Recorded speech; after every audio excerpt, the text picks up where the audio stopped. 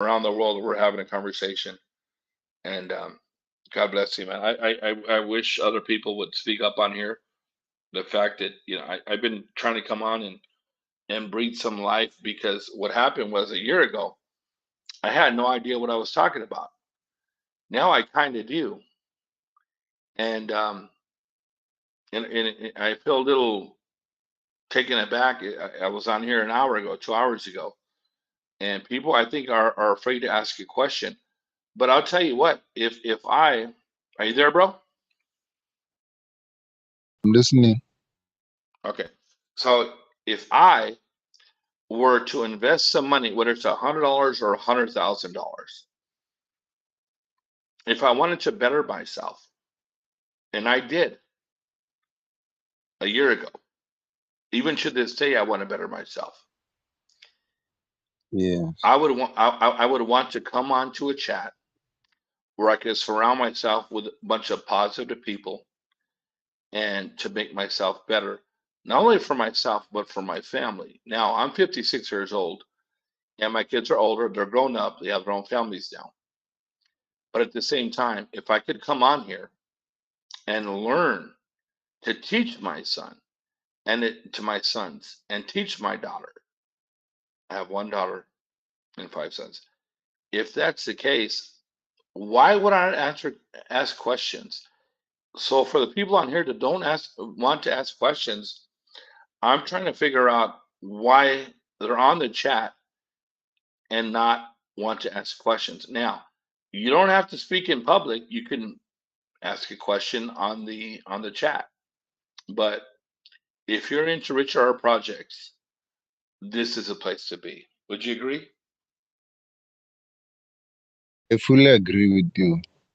I fully agree with you. But then I believe that the reason why the chat is no longer active, it's not only here, man. If you could look at the entire crypto market, because of the bear market that we are into, people have kind of lost interest, you know. And it's not for the first time. I've been in crypto, I think from 2017. Yeah, from 2017 at the height of bull market. But then by that time I was still learning. I did not know much. So what happens is that 2018 things were slow like they are now. So what I can say is that people they like and enjoy crypto when it's booming. But then when it's not doing well, man, people are focused on some other stuffs. I would agree. But I will say this, and this is very important for people to listen to. People become rich in the bear market, and they realize it in the bull market. So what am I saying? So I'll give you a good analogy. X did a 10,000X, depending on when you bought it, but pretty much. Now, right now, Hex is down to what, 3 cents? Yeah, okay. But look at these different projects and what they've done. Cryptocurrency. The reason why you make a ton of money on cryptocurrency is because the volatility. So, what do? Well, we buy low, which is now. So, if you have any kind of dry powder, which is money on the side, sitting on the side, that you can invest right now, is how you become rich. You don't become rich. For instance, if you bought Hex at 54 cents, you're obviously down 95%. That's how you get rich. Right now, what you do is I bought Hex at 28 cents. I bought it at 20 cents, 15 cents, 10 cents, 5 cents, 3.5 cents. Okay. So now when when Pulsechain launches and there's Hex on the Pulsechain side and it starts at 0 and I have a bunch of friends. I live in Los Angeles, California, that have owned Hex for 2.5 years since its inception. Now, you have another opportunity to get into Hex on a Pulsechain site if you buy Hex now. Now, am I buying Hex right now? Nope. Why am I not? Because I have plenty. If I had no Hex, would I invest? Yes. So there's opportunity. Oh, yeah, the market sucks and everything's down. Yeah, you're right. It has been.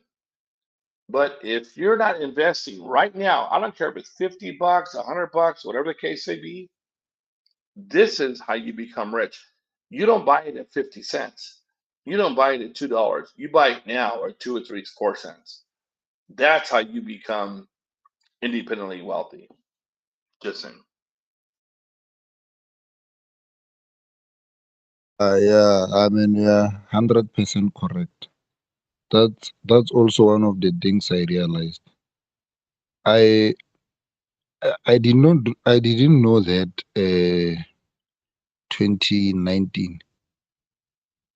The problem with me is that I was scared. Like I used to hear those guys from CNBC, Bloomberg, Business Day TV, and saying that, you know what, crypto is dead.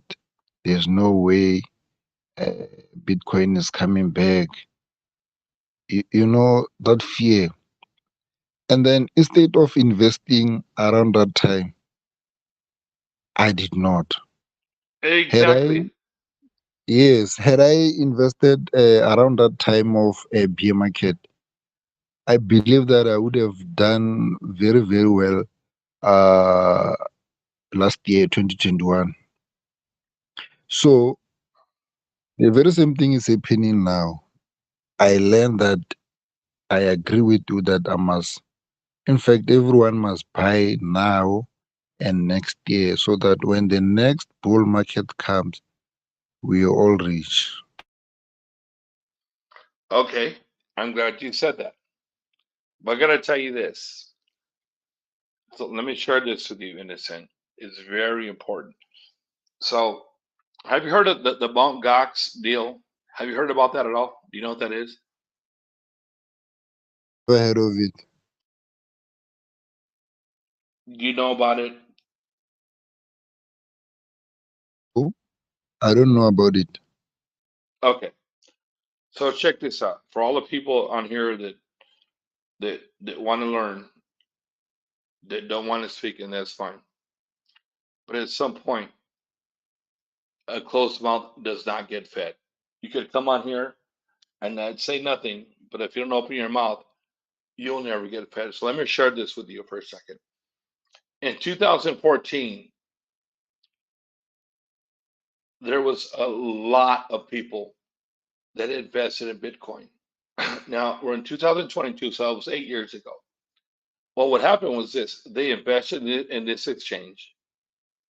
It's called Mount Gox, and they got ripped off for all their money. 140,000 Bitcoins was stolen from these people. Now, next month, Google it as I'm speaking. That's all, I'm okay with that. Next Oh, month, okay. You say Mount Gox. Yeah, yeah, I've heard of it. I've heard of it. But though I did not know like the whole story, but I heard that during those times, like it used to be the only exchange around that time. That's what I heard, but I don't know much about it. yes, yes. So check this out. So in 2000, and I just learned like 2, 3 months ago about this. So 140,000, I'm going to say 117,000 and 140,000. So let's just say, let's go to the median. Let's say 130,000 Bitcoins. So what's the price of Bitcoin right now in the sense? What's the price of Bitcoin right now? I think it's $23,000 if I'm not mistaken. How much? It it's like it's fluctuating between 22,800 and 23,000 somewhere there. Okay, perfect. So for numbers sake, let's just say 20,000. Let's just say 20. It's 22 or 23. Let's just say 20,000. So, but you invested 2014, and it was $100. 100, let's say $100. It could have been less, could have been more. The max it could have been is 200. So let's just say 200. $200 for Bitcoin. And now a Bitcoin is 22, almost 23,000. But let's just say 20,000. And you invested $5,000. And then you got ripped off. Well, that money is coming back to you next month. Now, if you have 130,000 Bitcoins, not 100, not 200, not 500, 117 to 140,000 Bitcoin is going to be released back to the people that got ripped off back in 2014. If you had invested back then, would you agree you're probably going to take some profit? Would you agree, Innocent?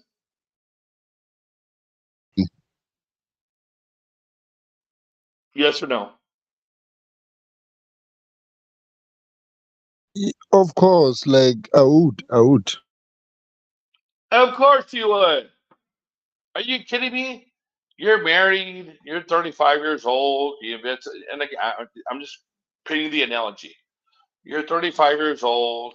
You invested $1,000. Now that $1,000 is worth $2 or $3 million, whatever the case may be. 800,000. Are you going to take some profit? Heck yeah, you are. So let me tell you what's going to happen. If there's if it's 117,000, which I've heard, up to 140,000 Bitcoin, are going to be given back to those people. We're thinking 75% of those people are going to take profits, all their profits. So what we're thinking is that what I'm thinking, and some of the smart people that I've learned from, is that Bitcoin is going to dump huge next month. Now, could it be 3,000?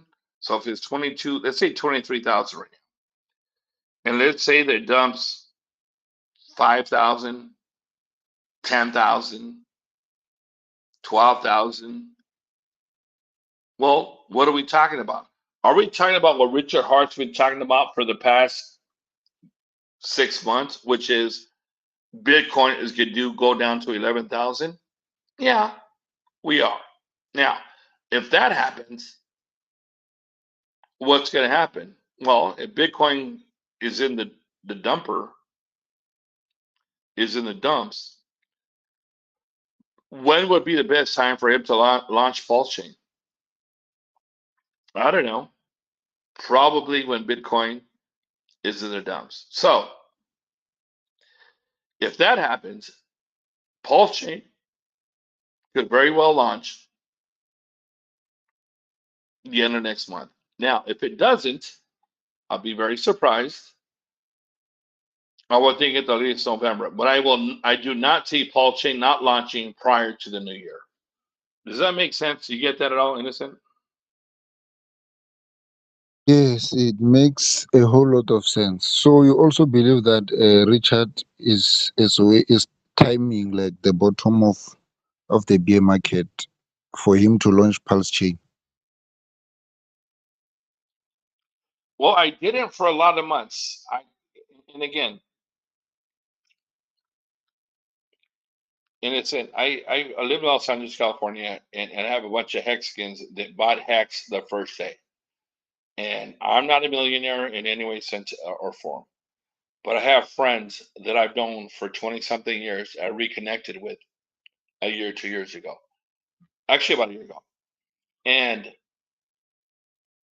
that's our thoughts. I might get banned for saying that. I've been here for a while. Some people know me, some people don't give a shit. If Pulsechain is ready to launch right now, today, as we speak, and the bear market is going to be over in 3 or 4 weeks, yes,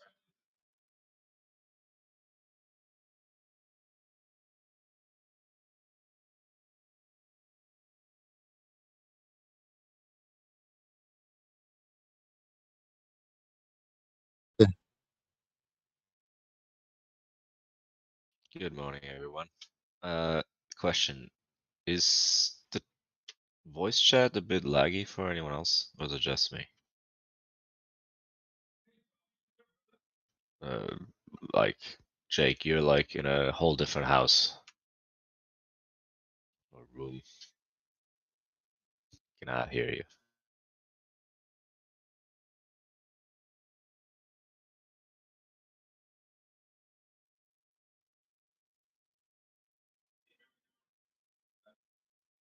No, no, barely, bro. Nothing.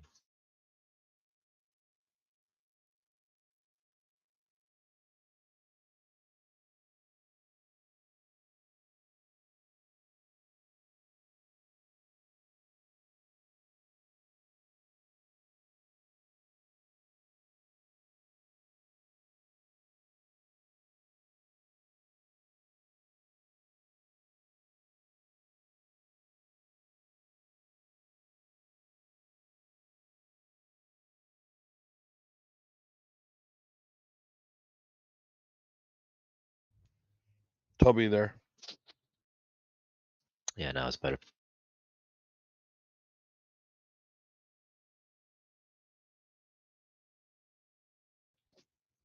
My headset went dead. Okay, so what was your question? I'm sorry. No, I'm just wondering if anyone else has lag on the voice chat. Like sometimes people crapping out, or if it's just me. Okay, so what was your question? What were you saying? I just said I just asked if you're also experiencing lag on the voice chat because I think everybody's lagging out sometimes. Yes, very much so. As a matter of fact, innocent. I came onto the chat about an hour and a half ago, and it just sucks because people come on here to get information, and so I came on here. Toby, you know who I am. We've known each other for a while, and I came on here as to try and ask a question. There was like 25 people on here, and I said, "Hey, I'm new. I want to ask a question," and nobody would reach out to me. So I got out of the chat and then came back in a little while ago, and I said, "Hey, look, well, does anybody have a question or something?" And I don't know everything, but I know something. And Innocent reached out to me, and it was cool. So we've been having dialogue. But yes, I agree. It sucks because people come onto this chat, and when I first came onto this chat a year ago, I asked questions, and people came on here like Walrus and Profix and Papa Boner and everybody else, and they were answering my questions. So it was kind of disheartening when I come on here to ask a question. Now, most of these people I see, other than you, um, I really don't know who they are, and that's fine. And but at the same time, if we're trying to pump our bags, and what does pump our bags mean? That means you know what it is, but maybe people on here don't know. That means we want to make more money. So if I want to make more money, I want to be more knowledgeable. So yes, the chat has been dead, and it sucks. I've been trying to come on here and give some life, and unfortunately, Innocent spoke up today, and we were able to have some conversation. But yeah, it's been pretty dead, bro.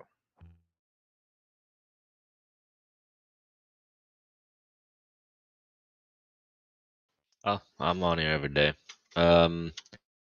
Well, I appreciate you coming on and asking questions and shit, or answering.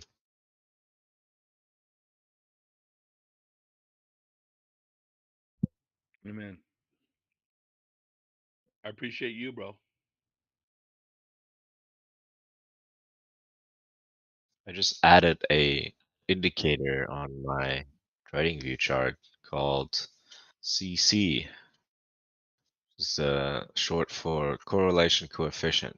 It's a very useful indicator if you want to see the what kind of correlation between two assets or the asset that you're looking at versus another one has.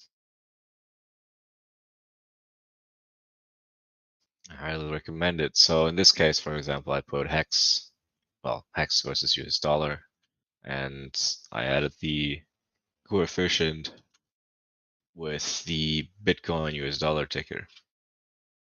And what I'm seeing is a whole lot of shit, but it does not look to be directly correlated at all.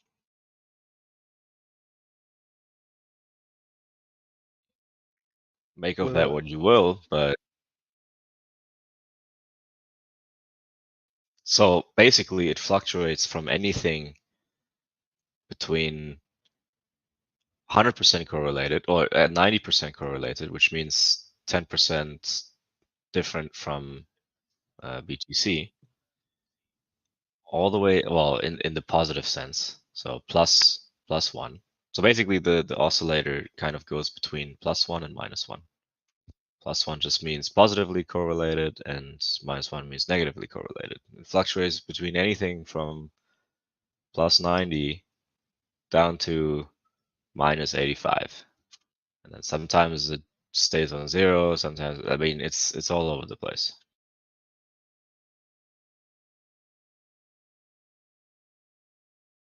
That Gotcha. I have to maybe check if that has to do with it being more correlated to Ethereum, and maybe Ethereum's correlation with Bitcoin adding some noise in here. But just the pure correlation between HEX and BTC versus dollar is like all over the place. I would say on average, it's like 30% correlated to Bitcoin positively. That's about it. If you take the mean. Gotcha. If you want to play with it, it's called correlation coefficient, CC for short.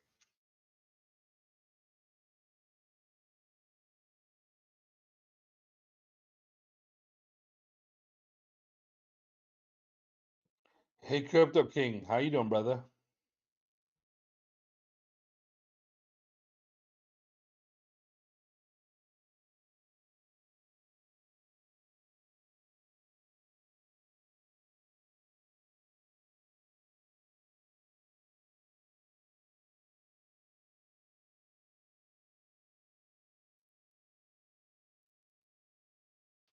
However, since February this year, the correlation between HEX and Bitcoin has been going up, meaning they're more correlated. But this is more likely because of the overall market conditions.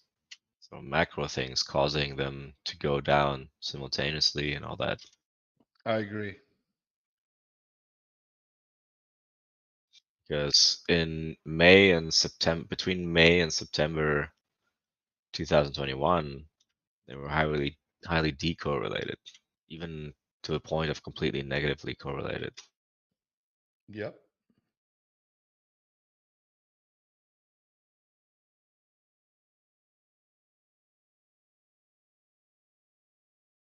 So maybe, I mean, that's wild speculation. I would also not even advise to listen to me about investing anyways, but maybe it will be similar to last year when Bitcoin dumped X pumps. Who the fuck knows?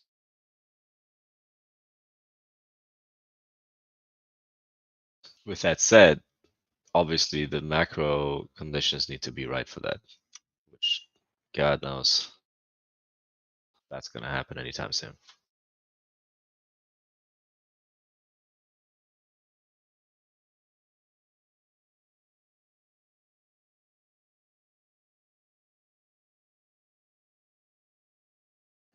It's good stuff.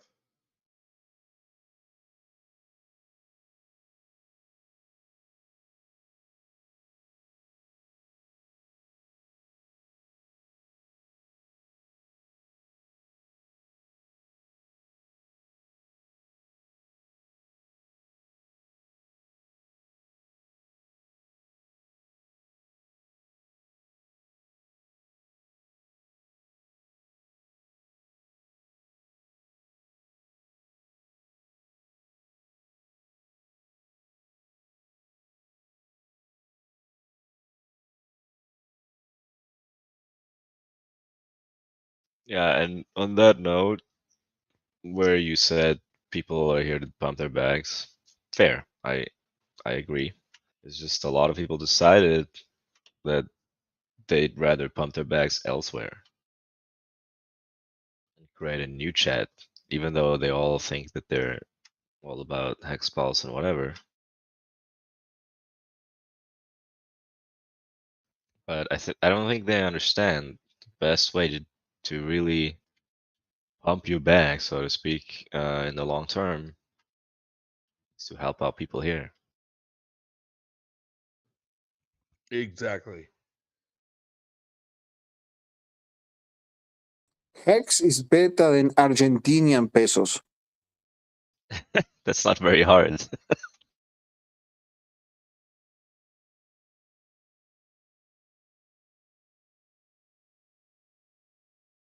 Well, I always say this too. Agree on that. I'm sorry. Go ahead.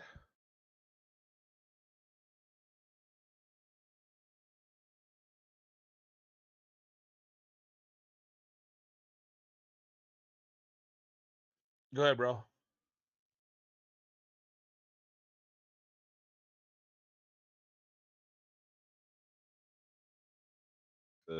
There was a funny, well, I wouldn't call it funny, but there was an interesting meme last year or a couple of months ago where the Russian ruble is basically was worth less than some kind of video game currency called Robux.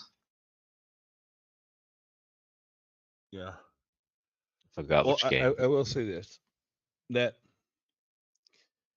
people that invested in Richard projects, if you go off his first project, are probably gonna be pretty good. Probably do well. Well, I invested a ton of money in that because I believe in Richard projects, 100%. But I will say this: if you're on here right now and you invest, let's say $1,000, and you want to be rich, but yet you don't want to ask any questions and you don't want to tell anything about Richard projects to anybody, well, then you're just idiots. You're ignorant. I got to tell you, and I'm going to say this because nobody speaks up. And let me tell you why. Because if you think that your bags are going to be pumped without getting the word out, well, then you're morons. And nobody has the balls to say that. Now, why do I say that? Well, because I onboarded over 150 people for for a lot of money, a lot of money. And the reason why I did that is because I invest a lot of money, so I get the word out. I go to the supermarket. Have you heard of Bitcoin? Yes, great. Do me a favor.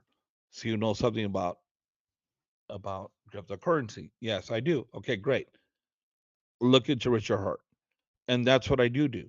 Period. End of story. So you can come on here and not say anything. I understand it's kind of embarrassing sometimes. We're talking to people around the world, no big deal. But at the same time, the reason why I onboarded a lot of people is because I think the more I get the word out, the better chance that I will be able to reach my goal, which is to become independently wealthy and better my family. So it's easy to come in here and listen, and that's what I did for a while, 100%. But at some point in your life, you never know who you're talking to. And let me tell you what I mean by that. I was helping a gentleman a couple months ago, and he overheard me talking about Richard projects. This guy ended up being a CEO of a huge corporation, and he's all Jaganator. I love to speak with you. So we spoke for a while, and now he's my good friend, and he's on board a shitload of his employees. So you never know who you're talking to at all. Zero. Why do they have commercials on TV? They're trying to get the word out. Why was there more commercials about cryptocurrency this past Super Bowl than any other commercials? Because cryptocurrency is going crazy.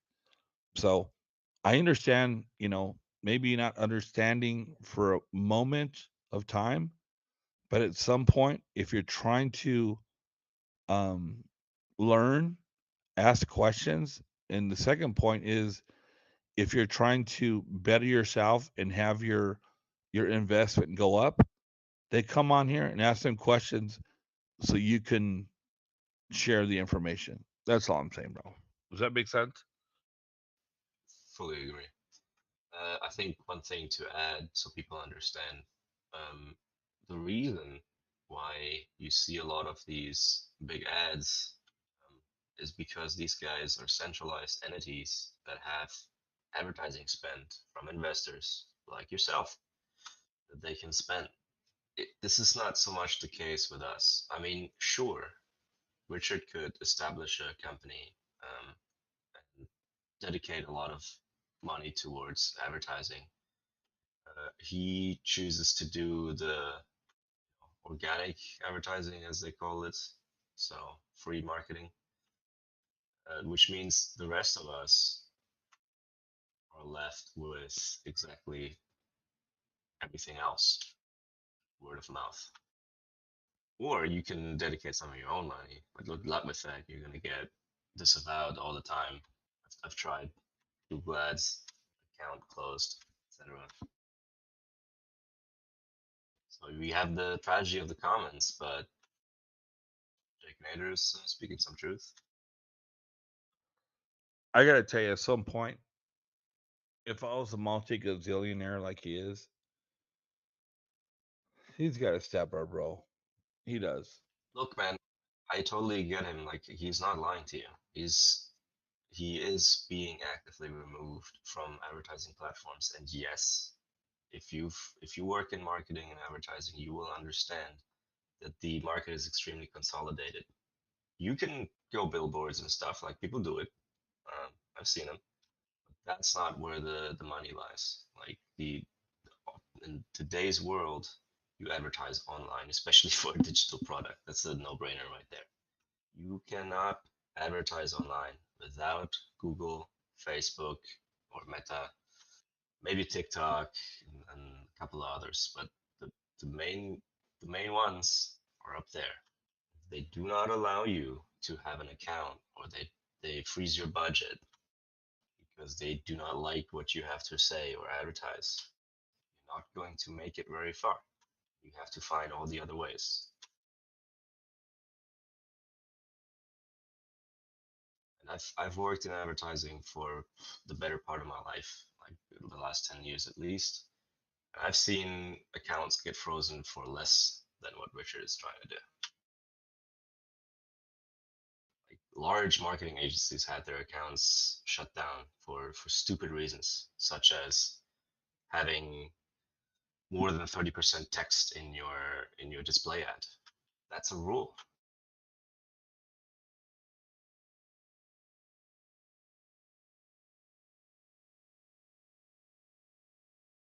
You guys really should be looking into this kind of stuff to understand. Yeah, you complain on a daily basis about the big bad advertiser, but nobody gives a shit about their complaints. Well, this is the only time you should give a shit about their complaints. Those are real.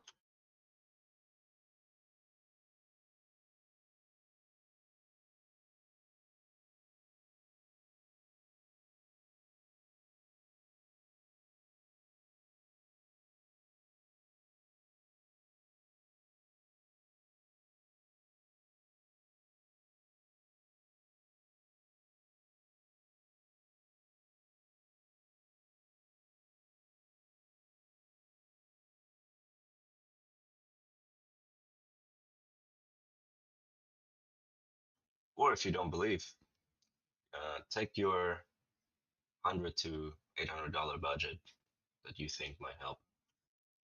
Create a Google Ads account or literally any other advertising account.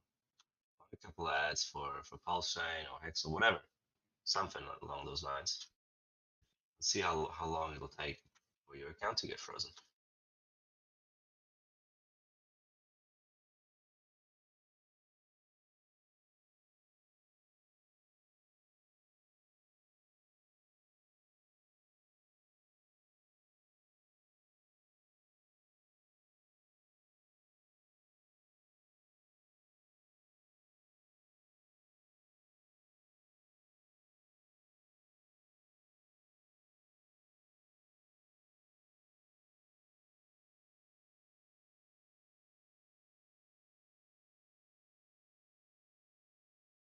with that said, I do think there are different ways and strategies to advertise something without naming its name. There's a And lot of money to be made here. yeah, I'm saying yeah, strategy, but it might have to be done. So unfortunately, I used to have one client for like a couple of months that was in the tobacco industry. And obviously, in a lot of locations, you're not allowed to advertise smoking, which for good reason. I fully agree. And I regret having worked with them. But what they did is they made a advertising campaign, about what is it? How to stop smoking, literally from a tobacco company. They made a whole website, like a whole landing page, all about that. Of course, spread around on their site, they have links to their products. Now, did I like doing that? Did I support any of that shit? No, regret it. But I learned that there's ways to advertise without blatantly putting there, oh, Pulsechain.com here, get rich quick. Obviously that shit's gonna get frozen. And in fact, I think a lot of, I don't know if it's in a lot of countries or if it's just Google specifically, um, advertising cryptocurrencies is anyways not really supported, but you can get around it potentially by talking about something else.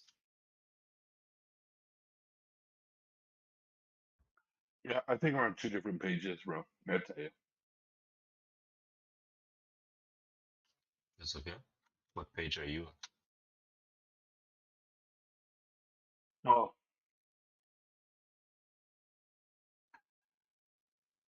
it's all about getting the word out, however you want to do it. Yeah, And I'm only talking about the way. You can talk about I don't know a lot of people. You know a lot of people. Go ahead, do it that way. I will do it the way that I know. I'm trying everything. I do know a lot of people. Yeah, you do. And that's why I'm on board with a shitload of people. 100% I do. Well, let's go back to the chat for a second. If you believe, if you don't believe, why are you on here? For one thing, you need to believe, and if you don't believe, well then ask a question. That's how I learned. You know, um, if we believe, we want to, the richer our project is, second, third projects are going to do well. Well, we got to get the word out in one way or another. Now you can spend your own money, 100%. What Richard Hart does as far as talking about his private parts, I don't believe in that. People that have money aren't 20 years old. They think it's funny. People that have money are my age. I'm 50 years old. My friends I surround myself with got money. They're not 20 years old. They don't talk about his private parts. So although he laughs and everything else, and he's a gazillionaire, don't get me wrong. At the same time, everybody has to get the word out in the way that they think that will be productive to their project. So you can disagree. If some people like his outlandish, way he does his marketing, I could get banned for saying this, and I might be, and that's fine. But at some point, you have to believe in what you believe in, and so that's what I'm saying, and that's what I believe in. There's only how you get uh, people. Word of mouth, which is the one that you go with, which is fine. It's great. It's just very slow and it's organic. It's in my opinion, it's still the best, highest converting, highest quality channel, as we like to call it in marketing. But it is slow and inefficient. If you really want proper onboarding fast and at large scale, you need to put down money. You need to put money where your mouth is. And for that, people need to accept your money. If they don't accept your money or they don't want to put out your message, it's not going to happen. So then you have a third channel, and that is to get the news to write about you. Now, you can use all your tactics that you just talked about, like whatever your rich guys like to talk about, and you might get some traction. But actually, what it looks like nowadays, the news only care about controversial, ridiculous, outrage, negative, caution, warning, and all the clickbaity shit, and that works. Like whether I you like disagree. it, I like the disagree. content, you I like the disagree. content, it's the attention. And let me tell you why I disagree. Because just because there's somebody that you think is very outlandish or very inappropriate doesn't mean you're going to invest in his projects. And Hello if you don't guys, believe that, how are you? hold on a second. Hold on. Just because it's very outlandish or very inappropriate, if you let me ask you a question. If you see an advertisement, Anyone here to say something? now hold on a second. Don't interrupt us. Hold on a second. Okay. If you think it's something is very outlandish or very inappropriate, are you going to invest in that, Toby? Are you going So to no, invest in it? Hell no, you're not. You're not. You might hear about it, I but you're did. not going to invest in it. So let's be real. Look, that's how I heard it. I just Anyone explained it. here? You first get the attention, and then you get the interest with a different content. It's literally what I just explained multiple times I over. disagree. You first talk about one thing. You come for the, like When it's a meme even. You come for the boobs and you stay for the will quality launch? of the content. Literally. Anyone I know? disagree. I disagree. Shakil, you need to be patient just for 1 minute. We'll give you the floor in 1 minute. It's okay to disagree, Jake, but you cannot ignore the fact that to get attention, you sometimes need to do outlandish things, and people will click on it. Yes, you believe me on that. You might not agree with the guy when he says, "Oh, my PP is like this size" or whatever. But what you're missing is that he also talks about other things in a very reasonable manner, which especially your guys that you like to talk about will understand. So you have to separate those two things. You first have to get the attention. You can't get the attention by talking about a boring topic that nobody wants to hear, or at least most people don't pay attention to. You first have to get the attention. Then once you have their attention, you can switch and talk about something that you care about or they care about. I disagree. He's done that. Well, that's fine. That's what you believe. But if you have a 6-year-old person who's a millionaire, who has grandkids, who has grandkids, and has daughters and sons, and if they think he's a schmuck to begin with, they're not going to invest. You could believe that he will all day long, but I disagree. Well, okay, if you can't practice cognitive dissonance, that's okay. I think smart people can, and they can separate, I don't know. bullshit from reality. I'm not Toby. I'm not broke. Understand that. I'm not broke. You're not talking to an idiot. I've been marketing for a long time, and that's what I've been doing. That's why I've been supporting my family for a long time. We'll agree to disagree. It's all good. Well, you're proving my point. You literally practice cognitive dissonance, and you understand that just because somebody talks about Big PP doesn't mean that the rest of their content is garbage. It's literally the same exact shit that Richard has been talking about for the last 6 months. I like the analogy. If a fucking homeless guy tells you to brush your teeth, would you not do it? No, of course you will fucking do it. If anything, you know that that guy has had bad experience, and therefore he's telling you how to save yourself. Makes no sense, this logic. Hello But Tobias. okay, Shakil, what's up? Hello Tobias. Actually, I want to know when Pulseradioapp will launch. We don't know. To wait. Here's one of the PP talkers. Go ahead. They had nothing.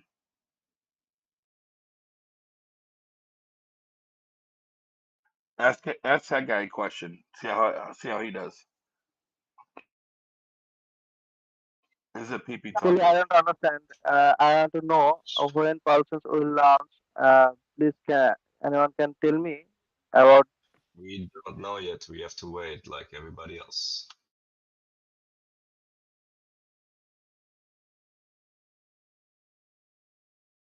It's going almost 1 year. Uh, so still waiting for launch. I can understand the So words you're saying, dude. Yeah, we Can you are understand waiting. him? We all are waiting, Shakil. Just have a little patience, man, and it will come out. But it takes some time.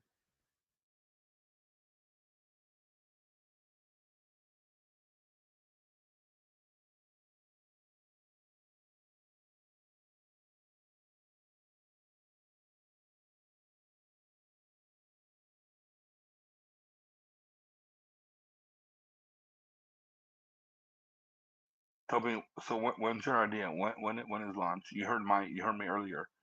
Sure you did. Do you have an idea, or what's your opinion on that? I don't really have a opinion on launch. Launch when we're ready.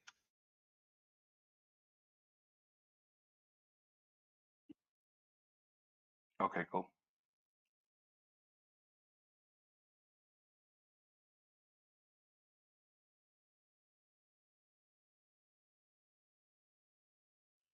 Is there another movie coming out in January 2023? What do you mean another?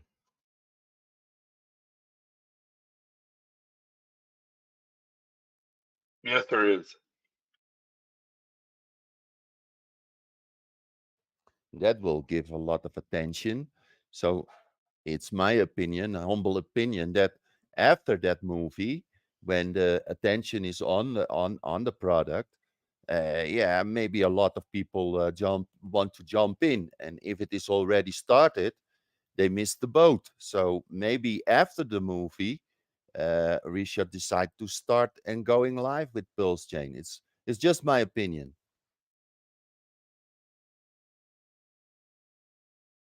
Well, it is technically too late to jump in because sacrifice is over, but I get what you mean that after launch it's good for a lot of people to know, but I would actually disagree. I would say it's better a little while after the launch for people to find out, not in the first days. Because honestly, in the first, like in my experience, maybe I'm wrong, but in my experience, Oh, you're wrong. coins or layer ones in the beginning they don't do so well. They dump temporarily.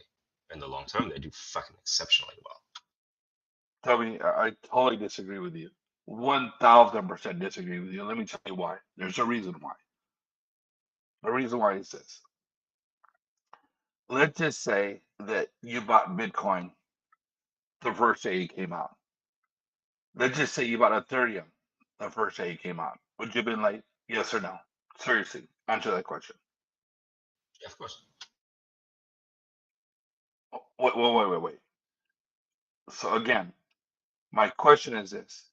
If you bought Bitcoin the first day it came out, or you bought Ethereum the first day it came out, you would have been late.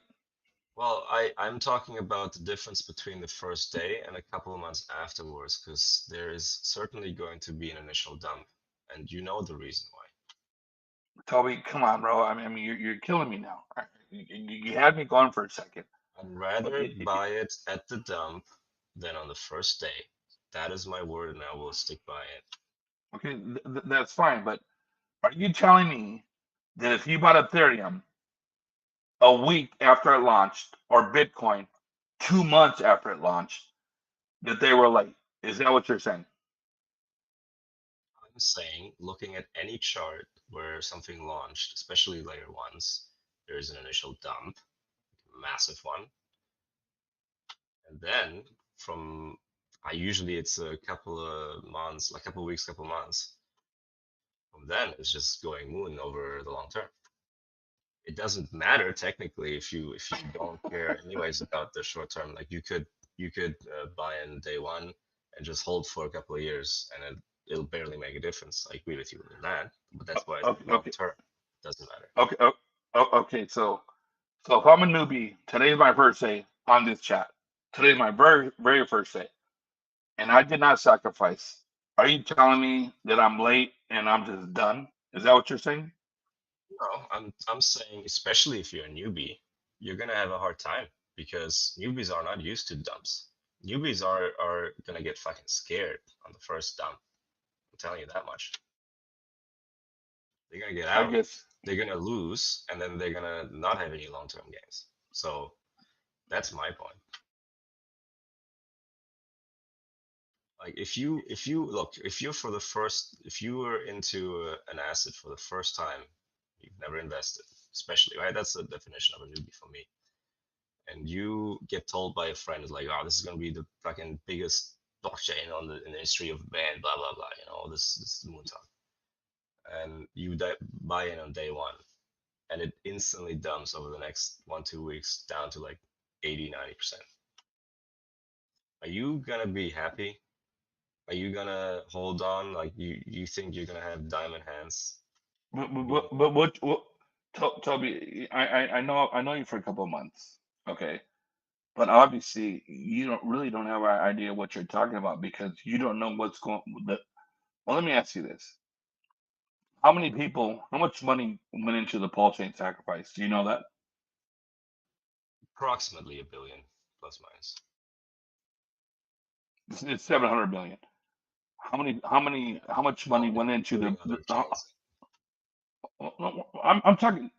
I know what I'm talking about, Toby. So this kind of, you can Google it, do whatever you're gonna do. So how much money went into the PulseX sacrifice? Do you know that? Sorry, I thought you were talking about PulseX Sacrifice. Yeah. I said the I think first it's question was how much money was sacrificed for Pulsechain? Do you know that? Yeah, I think it was less than 700 million actually. Yeah, I agree. It's about 650. How much money went into the PulseX sacrifice?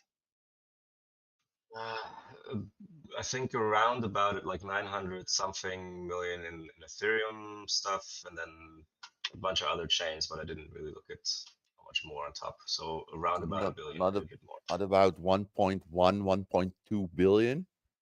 That's correct, Marco. That's correct, Marco. It's almost double the sacrifice for Pulsechain. Right, Marco? Yeah, PulseX was kind of double. That's correct. Now, Marco, why was there almost a double? What's your thinking on that? Yeah, Richard, he told if you missed Pulsechain, buy PulseX more than you were planning, and use that PulseX to transfer to Pulse. Exactly. Yeah, but So, then Toby, what are you talking about, bro? now look at ratios also. You have to understand the ratios now, because if you're saying that majority of people, because actually what you're really saying is most people found out later. Most people found out about Pulsechain after the sacrifice was over, or a good amount, right? That's what you're saying. It's not about the economic energy at all. Am I correct? Well, you just answered your own question. Right. You just So answered your own question. if there is a, yeah, sure, you can swap between PLSX and PLS, no problem. But what do you think the ratio is going to be? We're not talking about swapping, brother. It's a whole different conversation. Well, that's It's a whole different what's his conversation. name just said, Marco. No, what Marco said, which is correct, that double the people. Somebody answer my comment. Double the people sacrificed for Pulse X as they did for Pulsechain. And the reason why is because they missed Pulsechain. Now, the economic energy going into Pulsechain is going to be monstrous. It's going to be huge. And the reason why is because layer ones, and you can Google it, please do, normally do better than the DEXs. Now, you could Google layer ones. We're Okay, talking okay, about okay, time frames. okay. We're not disagreeing, bro. You want to We're- disagree, but we're not disagreeing. I'm not trying We're to disagree. disagreeing I'm just trying to on I'm trying the to I'm trying to technicalities I'm of trying time to frames. enlighten people, Toby. I'm trying to enlighten people. I'm not trying to disagree with you at all. But so You if you said Google you a layer disagree one, 1000%. Those were your words. So I would like to state for well, the we finally record, we agreed. don't We disagree. finally agreed. Okay, we finally agreed. Okay, so If you could Google right now, for the people that are listening, layer one's what they do. What's a layer one? A layer one is a blockchain. Okay, that's a blockchain. That's an Ethereum. That's a Polygon. Okay, that's a layer one. A DEX is a Uniswap, a Sushi Swap, a Trader Joe's, and a PulseX. Look what a layer one did, and look what a DEX did. It's a shitload of money. It's a ton of money that's going to be coming into return projects. If you're out to this chat right now and you're following our conversation, please Google it. Feel free to do that because I've been on here for a long time and I know what I'm talking about. So Google it, check it out, and then do your research and invest appropriately. Now, right now, you can't buy Pulsechain or PulseX because it's not launched, but you can buy Hex and get your copy over. And that's a fact. So do your due diligence and figure it out. But I will say this, if you're in this chat, unlike what Toby said, you are not late. If Pulsechain launches, when, not if, but when Pulsechain launches, and is there going to be a dip? Absolutely, there's going to be a dip. When Pulsechain launches, PulseX is going to launch the same day. Now, what's going to happen is this, Pulsechain, because of the economic energy that's coming into Pulsechain, I don't see it dipping below the sacrifice price. Because so you do. Well, that's your opinion. I don't see It'll be that. very short, but it'll do it. Well, it's of course we'd be ignorant to think it's not going to take a dip, but will it go below the Pulsechain sacrifice price? Not going to happen, in my opinion. Can it? Absolutely. Will it? I don't think so. That's my opinion on that. And again, I know. Excuse me. There's a bunch of folks on here that probably know Pulse, that know Walrus, Profix, Papa Boner, Gamma, Pepe. There's so many smart minds on this chat. Toby, I've known you for a few months now, but that's where I got my information from. And now I actually have Mandalorian people that and a lot of people I'm talking about. I'm not going to dox them. That these folks are millionaires, and millionaires normally hang out with millionaires. No, So they're that's not. why. What's who? Who? Papa Boner's not a millionaire. I'm not doxing anybody. I am not doxing it. If you know what doxing means, that means I am not saying anything about anybody and what they're worth. So understand that, Marco, whoever said that. I am not calling anybody a millionaire. What I'm saying is, did say that these guys are millionaires, but it's fine. Let's just move past that. what I'm saying is, some of these people are. Some of these people are, and if you don't think so, well, that's just because, not that you're dumb. It just that you don't know. But I do know people here in Southern California that are very well off, that are day one hexagons that I've learned from. So it's all good. We're here again to inform people what's going on with Richard Hart projects, and God bless him. And we have difference of opinions, and that's all good. But I believe at the end of the day, we're all going to be blessed.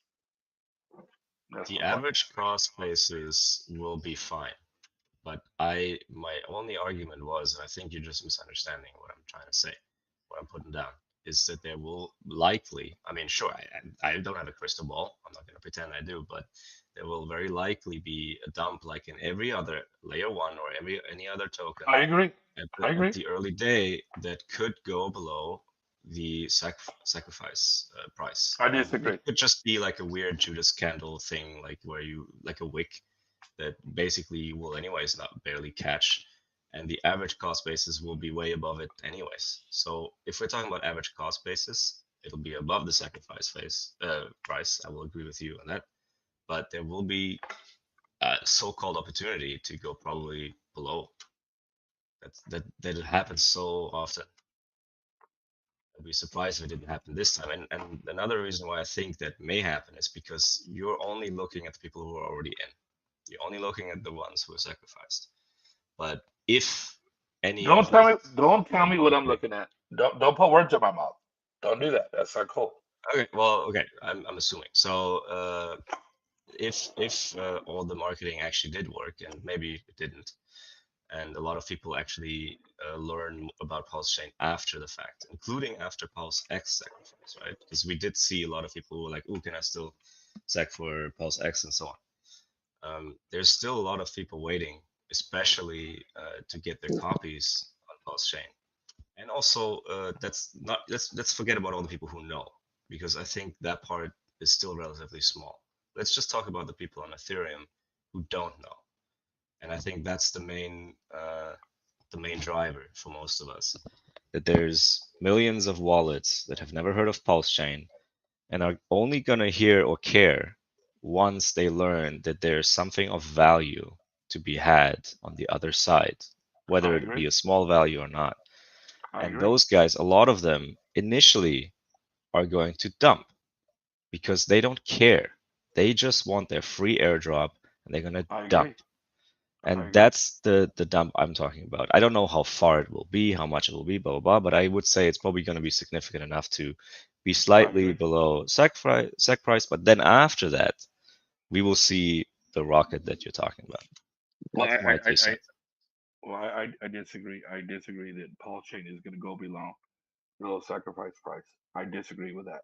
That's But fine. as far as people dumping their free tokens, I agree with that. I mean, there's no real magical support there on the sacrifice price, but we'll see. I mean, not like that hard line about it, but I think the probabilities are there. So Well, can it happen? Yeah, the probability isn't that high. I mean, who knows? I wouldn't underestimate the economic energy of all of Ethereum if they all really do pay attention to a free airdrop, which I think they will. Like, What do you mean all of Ethereum? What are you talking about? well, all the ERC20 Yeah, copies. the duplicates, the copies they get, Yeah. and that's liquid. That's in a pool with the Pulse, so they can dump their shit. Only it is worth nothing. Only they get something for free. Some money for free, and everybody Yeah. wants money for free. I mean, it's gonna enrich those who believe from the beginning. That's for sure. Like, if you can get cheaper Pulse because other people don't believe in it at the very early stage, fucking, that's great for everybody. I think there's only positives all around. In fact, I would be extremely happy if I get another chance at below sacrifice phase prices, even though I did sacrifice. Because I'll probably have additional economic energy over there at that time again.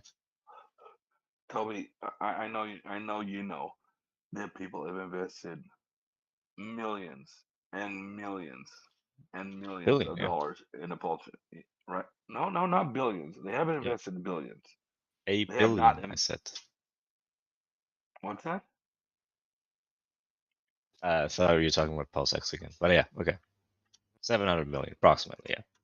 No, you misunderstood me. What I'm saying is this: that people have invested millions of dollars in Pulsechain and in PulseX. Would you agree with that or not? Of course. Okay. So these people aren't idiots, bro. If you have money to invest millions, 49 million, 35 million, 5 million, a million, 100,000. I know personal friends that invested hundreds of thousands of dollars in the Pulsechain and the PulseX. These people ain't broke. They're not idiots. Let's get one thing straight before you continue. Wealth does not equate to intelligence. If you are making that correlation, you should meet some of my wealthy friends. Let's be real honest. There can be people who You're like right. You're right. tends to I be guess people. there tends I to be guess that you're right. people who are wealthy most of their life, Bro, I'm not talking about. they I'm tend to not be the talking about. smarter. I'm not talking about lotto winners. Okay, I'm talking about self-made There's a millionaires. lot of winners in crypto, Let's keep bro. it straight here. Let's keep it straight here. I'm talking about owners of dealerships. Owners of dealerships. I'm not talking about people that that became wealthy off the lotto. I'm talking about real people that are self-made. That's what I'm talking about. You could be talking about something different. I'm talking about what I'm All talking those wallets made people, because last time I checked, there's a couple of, like, for example, Genesis ETH wallets in there. I mean, I'm not saying that. I mean, I would not be I would be ignorant to say so, but you can't assume all these wallets what their history is, bro. All you know is they. I'm not assuming anything. If I assume, we can ask out of you and out of me. I'm not assuming anything. I'm not assuming anything. I'm talking about people that I know personally. You know people personally? I'm sure you do. Yeah, I know. Okay. I mean, that's why I gave the example there. You should meet some of my wealthy friends. There's some people who just got lucky, bro, especially in crypto, and that doesn't mean they're gonna keep their wealth for the rest of their life. I doubt it. Well, I agree with that. If they're ignorant, I agree with that. Stupid thing that people who are wealthy and were lucky, they get wealthy and they get lost all their money. Can you Yeah, imagine? I've seen agree. it. I agree. I agree with that. But it's all good. Where do you live, Toby? In the United States or I live in Europe. Europe? Okay. Well, it's 1:30 in the morning here in California, so I'm gonna go ahead and go to sleep. But it was a good conversation, and well, I guess we'll agree on some things and disagree on others. I think at the end of the day, Always we're will. I think at the end of the day, well, I don't think we'll always disagree. We agree on some things, but at the end of the day, I mean, always we're all will agree and disagree on something, so it's fine. yeah, amen. And I think at the end of the day, we're all looking toward the same goal, which is to better ourselves and better our family, and that's the bottom line. But it I was mean, a good conversation. we both care about truth more than anything else. Like, I don't Yes. care about being right. If I'm wrong, great. I'll update my worldview, but we'll see. Have a good night. Amen. Amen. Okay. God bless you. Take care. Sleep well, God bless. man. Okay. God bless. Bye.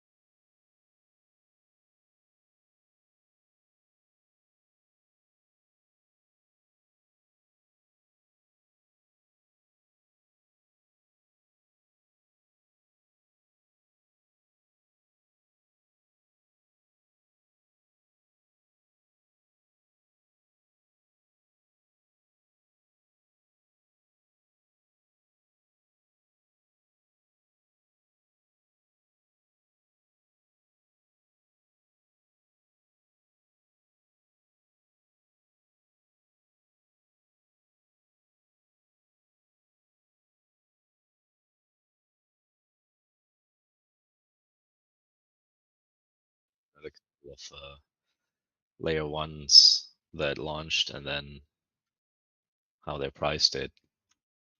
So it definitely does look like a lot of them, they go up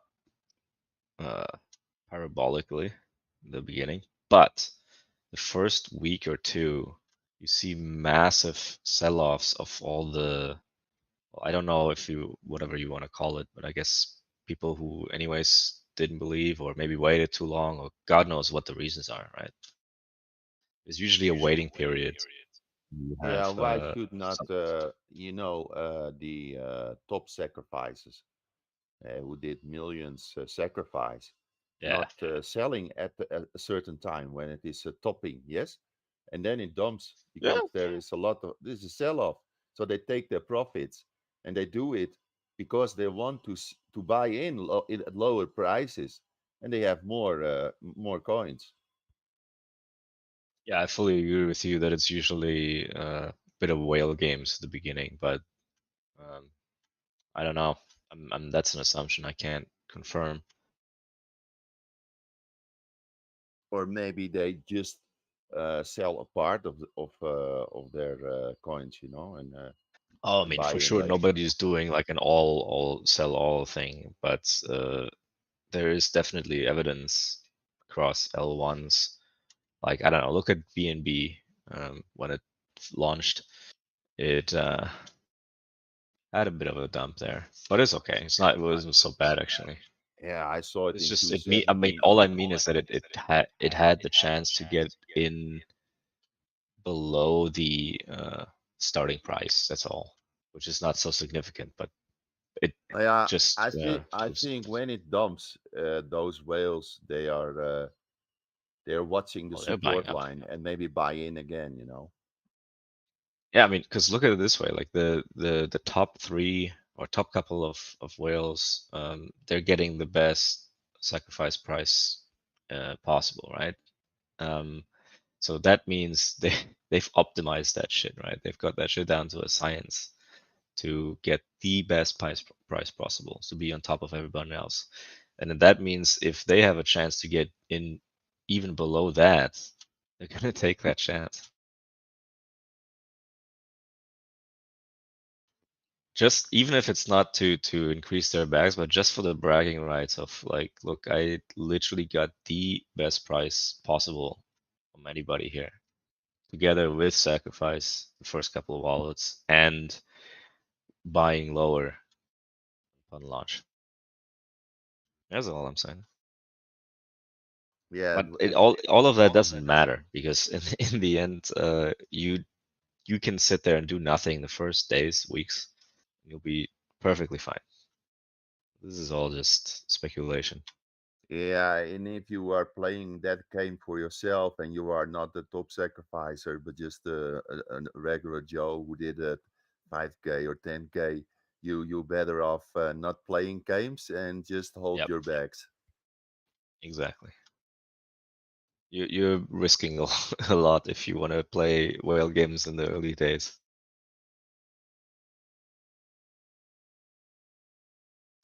There's some weird wicks happening in the beginning because already due to the fact that it's just hard to find market price.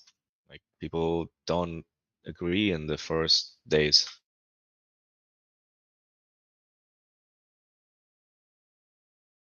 You sound Scandinavian or from Iceland, right? I'm European too. Yeah, northern hemisphere. I'm in the southern hemisphere, Spain. Oof. Heat wave. I'm here now for 1.5 months in Spain, and this is the first day that there are some clouds in the sky. Normally, it's just straight blue. Well, let's hope some rain comes out of them. Spain has issues with wildfires already for years, but this year it's pretty bad. Portugal, I was in Portugal last year and there was so many wildfires, like we were driving around and we got redirected so many times because the the Guard Nacional, or whatever you want to call them, closed down a lot of the roads because of the wildfires. Yeah, I didn't see, and I'm glad I didn't, but I know there are some wildfires here as well. And only I saw in the southern part where I'm in Spain, I saw some planes going into the waters, to pick up Yeah, some water. yeah, I saw that as well. We saw a bunch of planes go over our car and like literally drop water like 100 meters 2 kilometers over, and pretty scary. And also when you see the smoke wall, there's not so many ways out, right? When you're on the road in the middle of nowhere, there's usually one road in, one road out. Yeah, what I see here is not. I'm pretty high. There's not a lot of vegetation, so it's not easy to burn. But there are places. There are some woods, and yeah, if it's very dry and people are not careful, it can get burned. And you see everywhere you see signs that there is a high risk of fire. So be aware, you know. So they are afraid that yeah, that there will be wildfires, but till now I didn't see them here.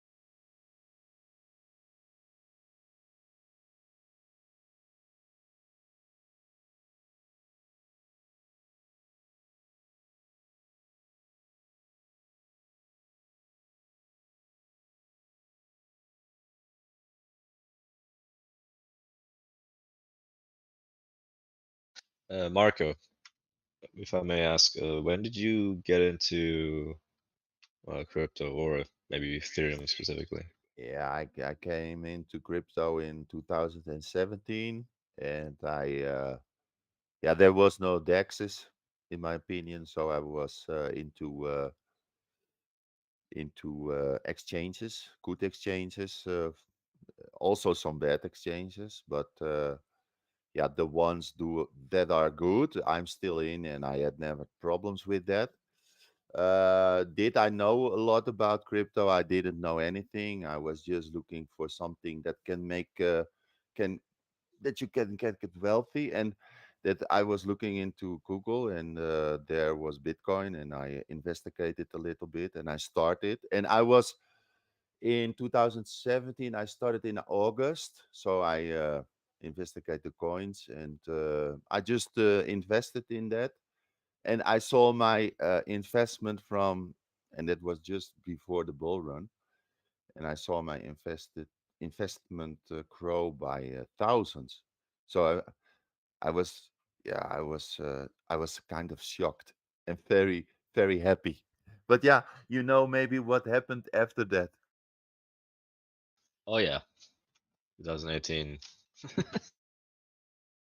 It was crazy, man, because I didn't know anything about bull runs or health halvings, you know, of Bitcoin.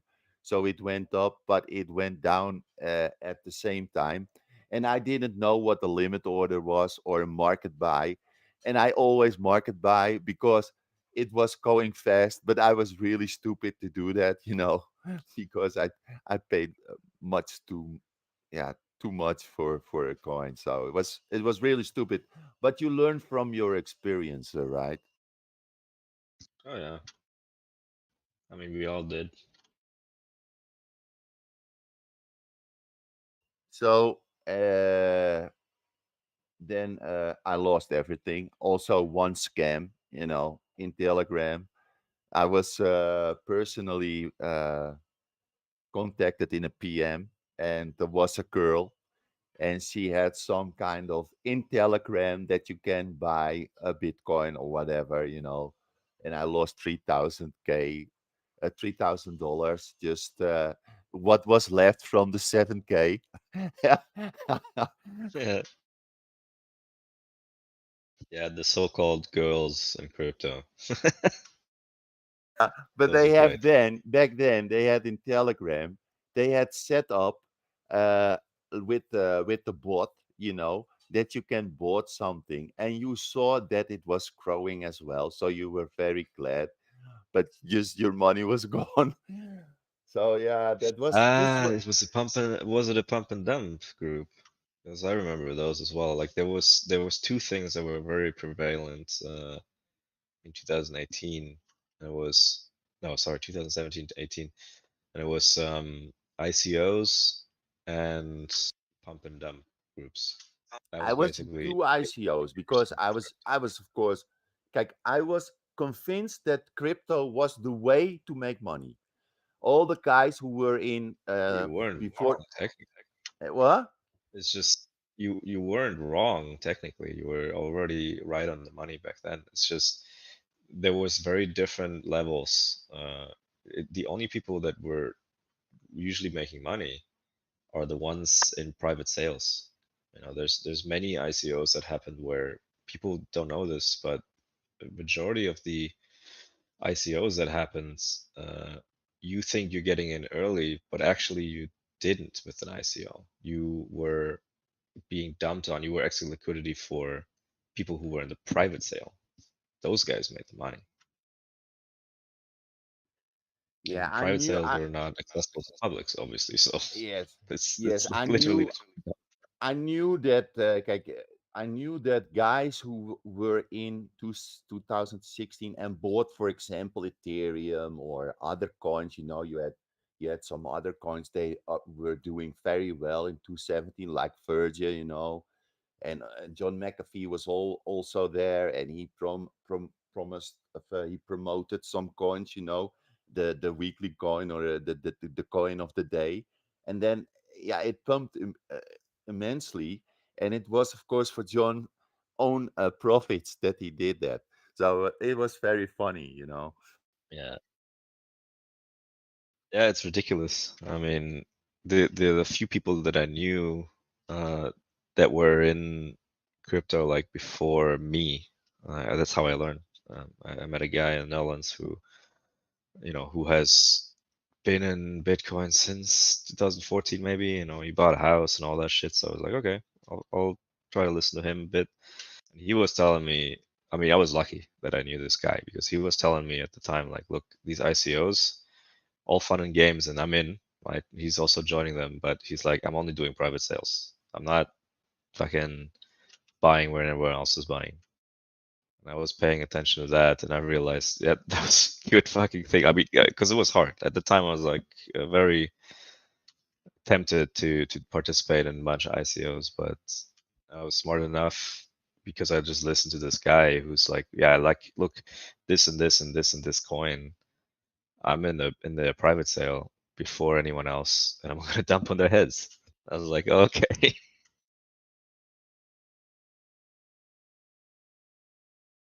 I was in, you are disappointed because there was the bull run and you lost it, and also one scammer, so I lost. Then there were the ICOs I were in too, something in the medical field, and another one in banking, and still they exist, but they did shit. And yeah, I had tons of those coins, and I would make a little bit profit, but not what I was thinking that it will bring me. So yeah, I was Yeah, a bit disappointed. And it then was about selling early. yeah, and you hold it. The YouTube videos that the Moon Boy, and there is music that they have a bag of coins and they are worth nothing. It's all garbage. But you hold them because you are hoping for the best. Oh yeah, the scam industrial complex is huge. I mean, I think even it was bigger then in 2018 than it is now in crypto because people smarten up.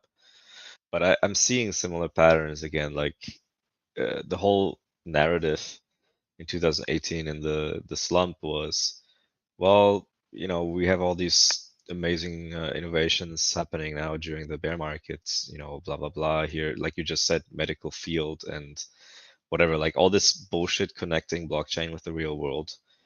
In the beginning I was intrigued, but then every time I try to find out more, I realize this is all garbage. Like you can try to connect blockchain with the real world, but like what does it solve?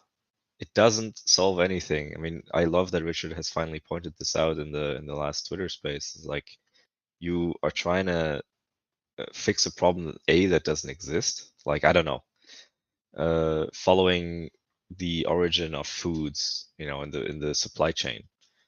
Oh, let's solve that with blockchain. Easy. Like, no, you're not solving, like that already exists. We already have databases and independent organizations that do that. And you have no reason not to trust them, right?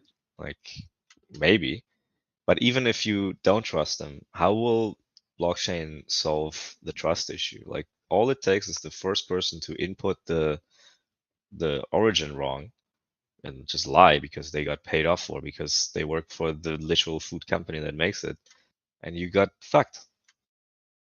And you can revert it. You can remove the data. So and all these attempts to like make blockchain a real world thing, like, oh yeah, we're gonna put housing on the blockchain. These are all scams. Like it's just fucking narrative scams. This is where oracles come in, though, isn't it? I think. Yeah, so that's what I'm trying to. I'm looking at it now. I mean, it's natural during bear markets that these things happen, but I'm seeing it again now. Like all these, like, oh yeah, we're gonna, you know, all the Bitcoiners and Ethereum, like the 3-4 main assets that actually we know do well. They're like, okay, well, those are not doing well, so what else is going on? And then they go into all these shitty narratives of like, oh yeah, we're gonna solve whatever the fuck is popular right now, like something in the medical field or something in the automotive fields. Like, yeah, we're gonna put cars in the blockchain. Like, what? The only thing I see in blockchain is that it's a store of value, and you can quickly move it around the world. Yeah, and yeah, and Dexus obviously, which is part of the whole moving thing. Like, it's transferring and storing value.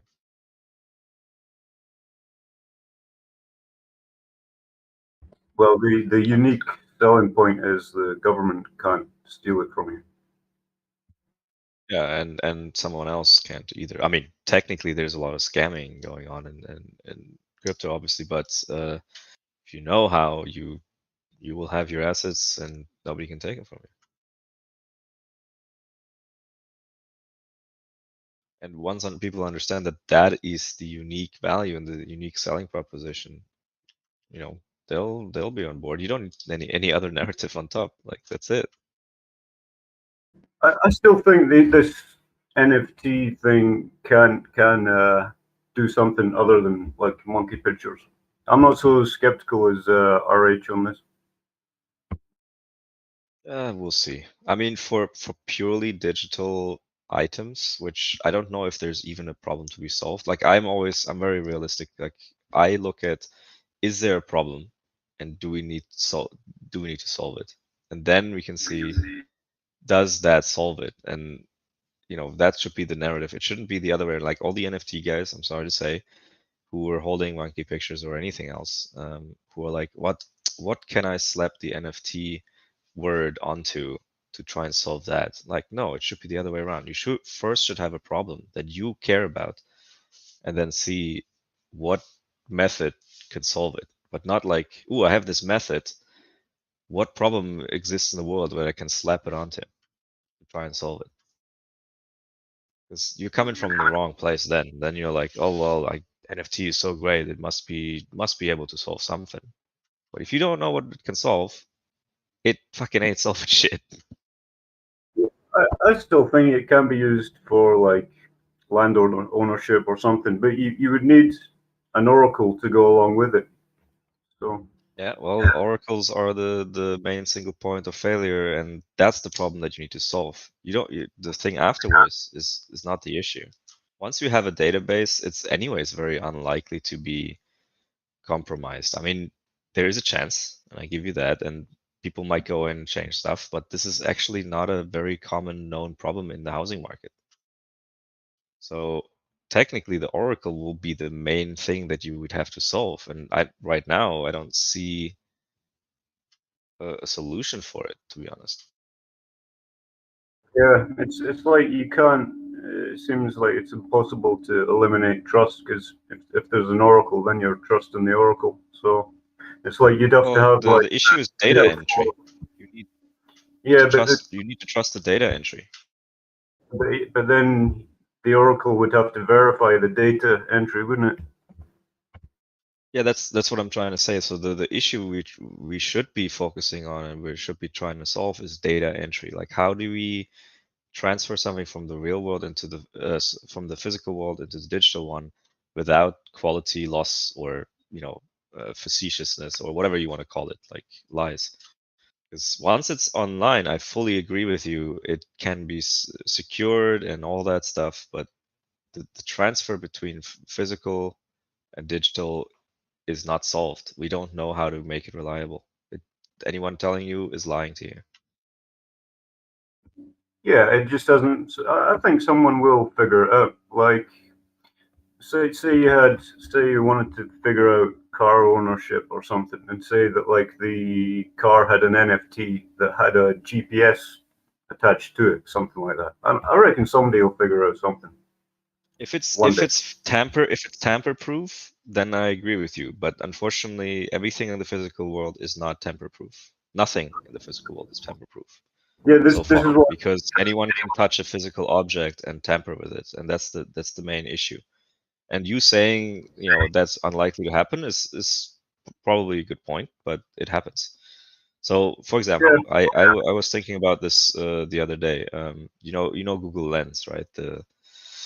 You just point your freaking camera at something and it either translates it for you or you literally even Googles it for you. This could be one of the ways how you can transfer, physical information into the digital space. But that doesn't mean that you can't tamper with the camera, you can't tamper with the application itself. Although, maybe in the future, like you said, there will be a solution. Maybe in 10, 20 years down the road, some of this tech actually does live on the blockchain and therefore can't be at least tampered with in that operation, even though people can still tamper with the camera and whatever and fake the physical object, blah, blah, blah.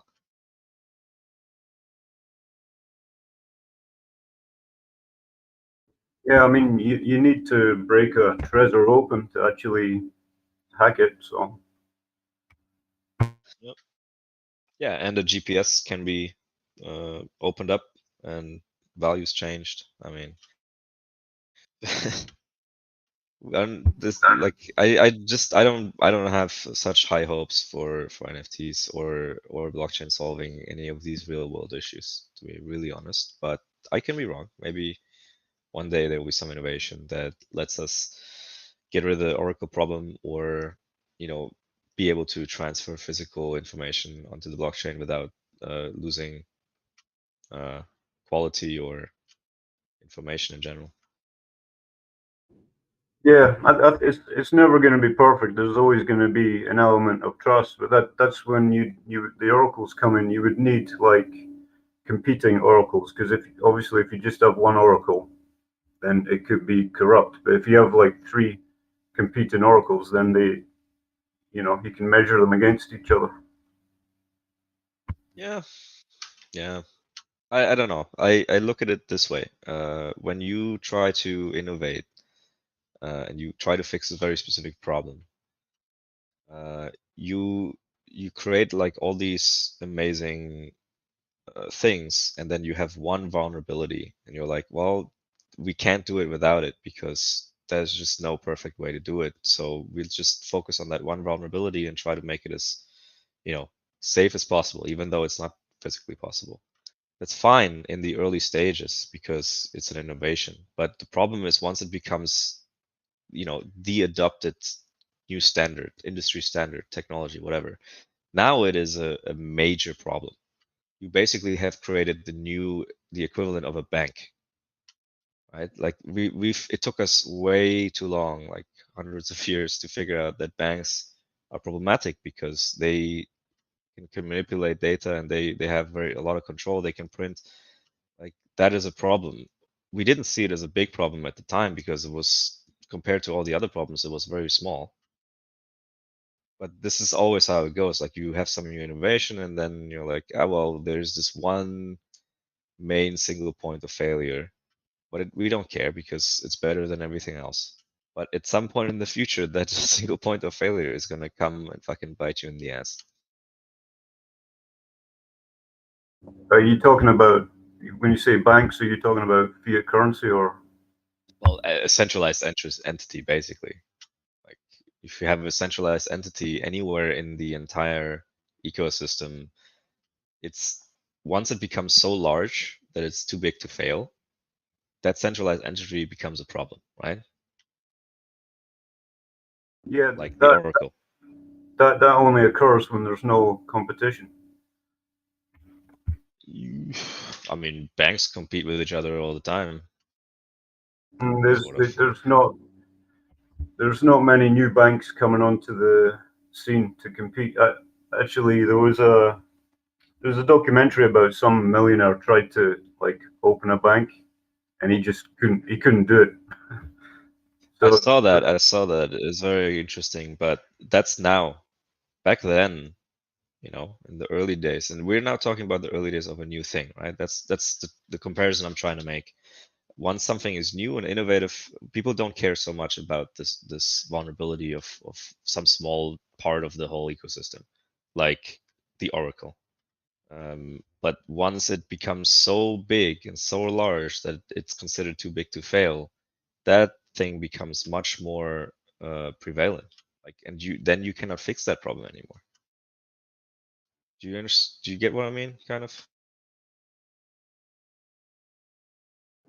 I think do you mean like people get comfortable with the technology or something? So let's say we agree, even though I don't, we agree that NFTs can solve some real world problems, like, I don't know, art ownership and car registrations, or how land ownership, or whatever.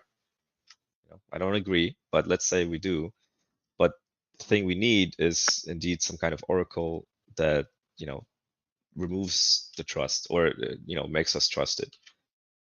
Well, right now that's fine with me, but at some point, let's say it really does become the main adopted way of solving this problem, and it's so large that it's part of the fabric of society and whatever, then don't you think it becomes much more of a problem, this oracle, and that we cannot technically trust it?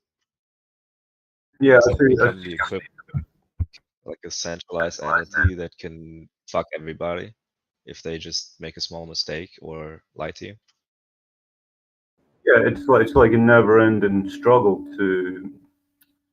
Yeah, I see what you're saying. There's always going to be a problem that needs to be. It's never going to be perfect.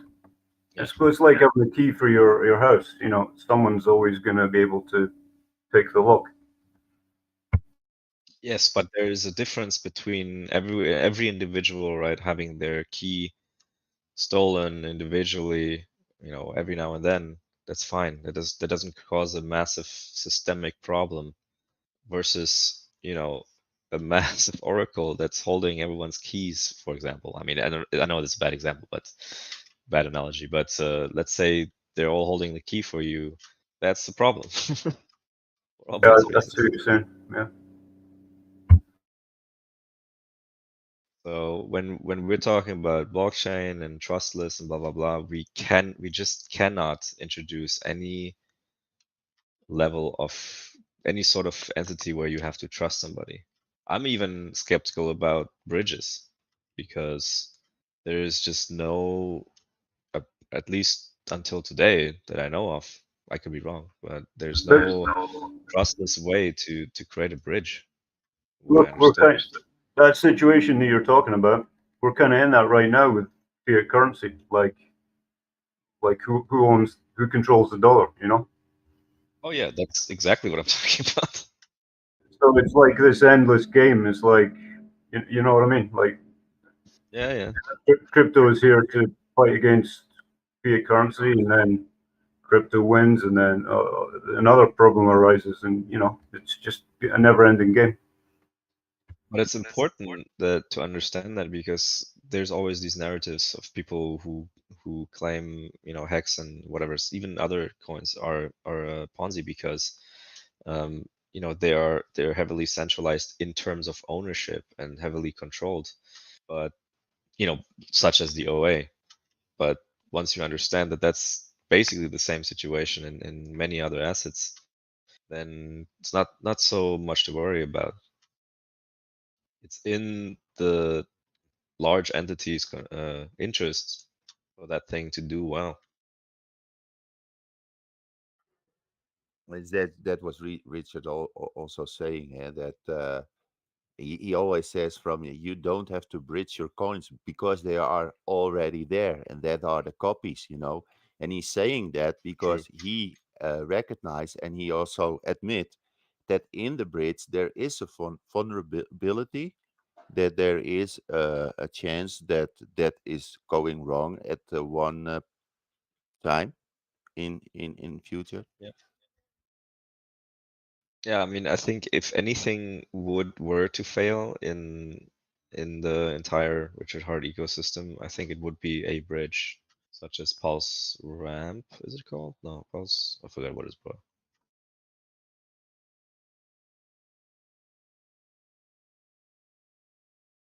I personally don't think it will, but over time, all you have is who's controlling it. And I'm sorry to say, the least reliable thing in any ecosystem is a single person making decisions, or even a group of people. Like, people are unreliable. I'm sorry. Like, tech is reliable. It'll do what the math is supposed to do. But if a person or a group of people controls something, it's bound to fail at some point. Yeah, that's why the importance of on ramp and off ramp. It's like when you can like that you can buy with the Visa or so in the Pulse chain. That will be perfect, and also an off ramp, or that you can transfer a stable coin to an exchange, for example, that you can cash out. Yeah. Well, I mean, I equate bridges to basically exchanges. I kind of see them the same way. I mean, I know they're technically slightly different, but yeah. Well, you can store if we become millionaires, you can hold your millions in your MetaMask under your treasure, and you can put out some money whenever you want, and use it.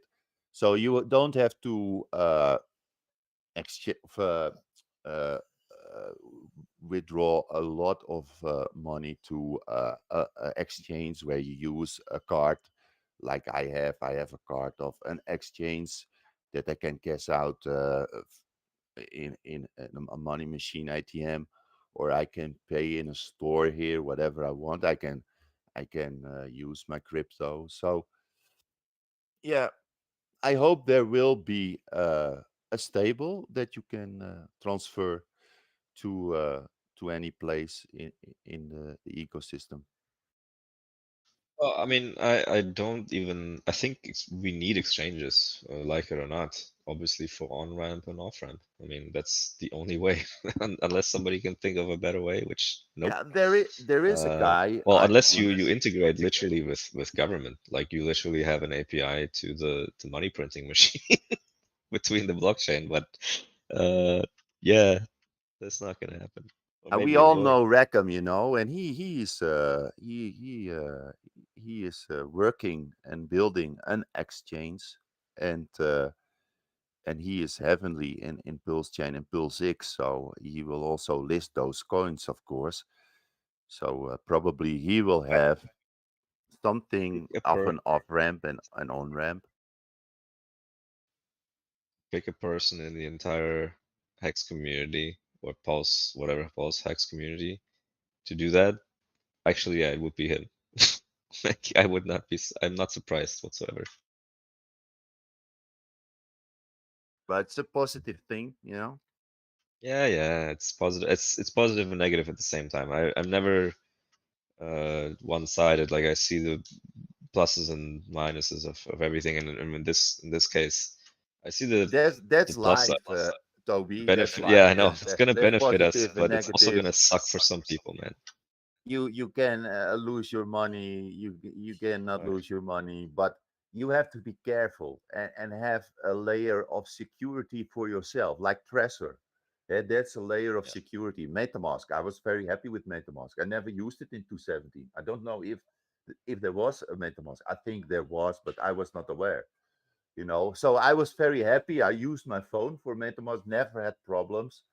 But then you realize, oh, there are some risk in that. And I learned about Trezor and I bought the Trezor, and now I have a layer of security that is unbreakable, unhackable, in my opinion. So you involved and you learn during the way. Yep. I mean, we also have to just face the fact that Pulsechain, much like Ethereum, will become a place where centralized entities eventually, inevitably, against Richard Hart's will, build shitty products on, and custodial wallets and all sorts of shit. And people are gonna get wrecked also on Pulsechain, just like in Ethereum.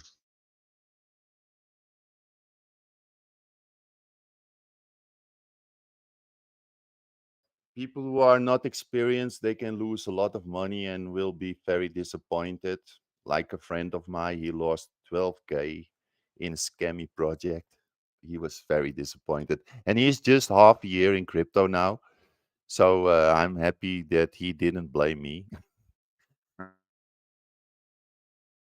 Yeah. Because I introduced him for PulseX and Pulse, and he also, yeah, he only because he was not in Pulse chain Pulse to sacrifice for that, so he sacrificed for PulseX because I said him to do it because it is very lucrative, and yeah, of course he's a little bit disappointed, but I say to him because it's not out yet, I say just have patience, and meanwhile he did something in a scammy project and lost a lot of money. So yeah, shit happens, man, and you Yeah. learn from it. The experience of a bad experience for losing money, it will protect you in the future. Yeah. So I have a interesting story. A friend of mine who I wanted to onboard for some time. He even came to me, and I think it was literally during the bull market, and said, "Hey, you know a lot about crypto and blockchain, whatever. Can you onboard me?" Basically, like he didn't say those words, but and I've done it before, and I've had positive and negative experiences, and I just decided at that time. I told him, "Look, man, I recommend you wait." And I know people are gonna fucking jump at me, but hear me out. He was excited because of the literally the bull market, like number go up. That's why people go into crypto, right? That's the cycles. I told him, look, man, wait, try to read more about it. I will educate you also and blah blah blah from a high level first. I'm not gonna shill you any fucking coin. I'll just explain you over longer time period. What is it designed to do? Blah blah blah. All the stuff. And now I'm in the process of actually onboarding him into a specific coin like Hex. And I think this is the better approach, even though it took a while and you have to have patience and all that jazz.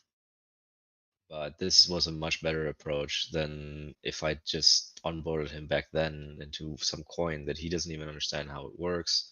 He doesn't know what blockchain or crypto is, versus what I did over the last whole 1.5 years. Because I think he's going to be much more happy with his returns going from here rather than where I got him in. Because I don't want him to be disappointed at me for fucking 5 years, even though it's not my fault. It's his own decision. Blah blah blah. But Better to get someone in the bear than at the top. I agree.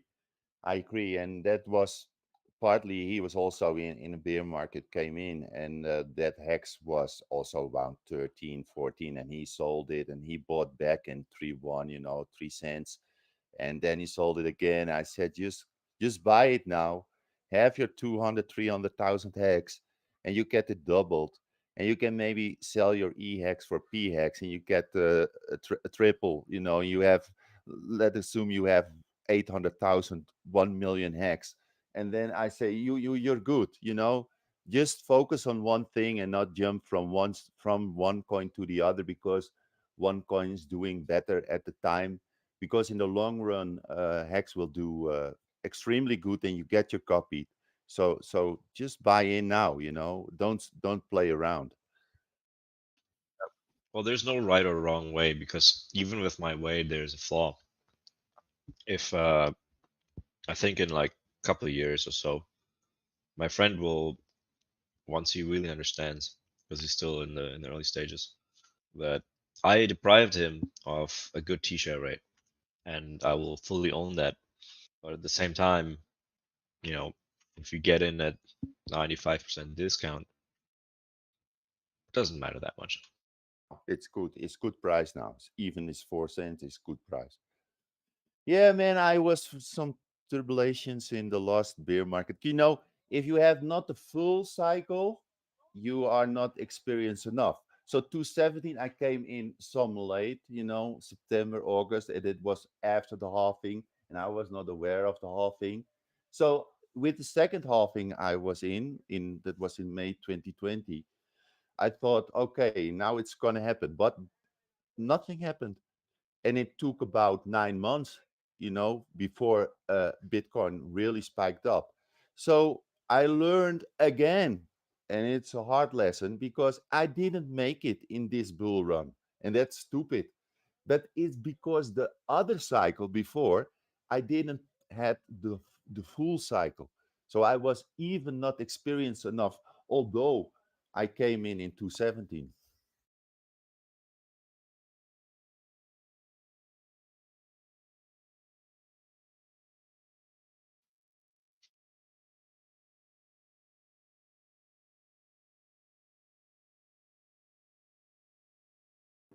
Something interesting I noticed. All the last previous cycles, bull runs, they were all inside dollar index bull trend.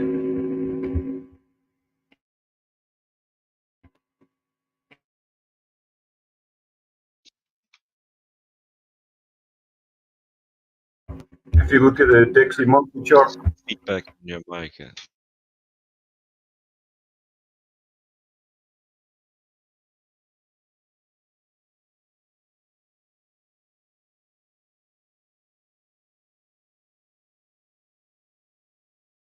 Yeah, there will be an uptrend in the next halving of Bitcoin, like the previous one, and you see it cost about 5 till 9 months that you can see a real bull run, that it spikes up. And even if I am honest, I saw also in Hex that there was a benefit of that bull run of Bitcoin, that there was some sort of correlation.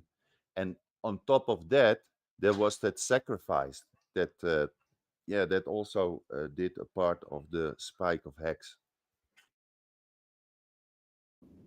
yeah, I don't know. I don't know if you heard me. What I was trying to say is the crypto markets have never seen a Dixie downtrend. That's true. The Dixie's been in an uptrend since 2008. What's up, guys? Long time no talk. So, Any updates on the project? not anything mention worthy, I would say. What's the price of Hex right now? I just woke up.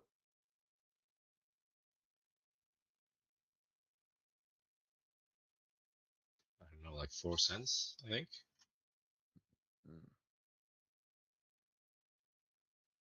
Yeah, 4.2.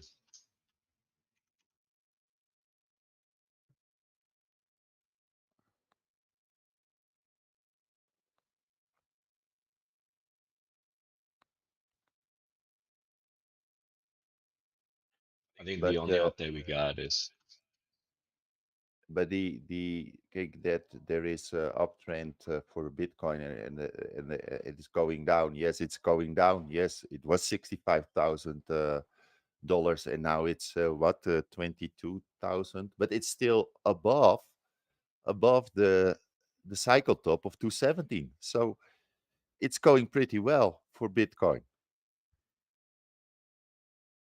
Yeah, and that's in a Dixie uptrend. What's it going to look like if the Dixie has a downtrend? that's never happened. So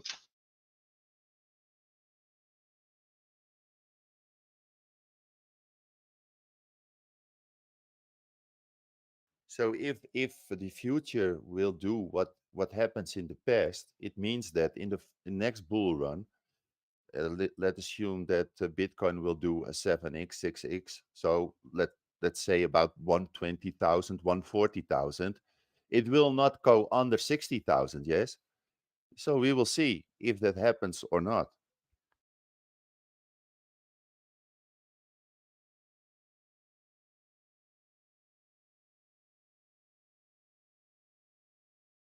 What do you think? Will Bitcoin pass 100,000 in the next bull run? I don't know. I mean, probably, but not much more than that.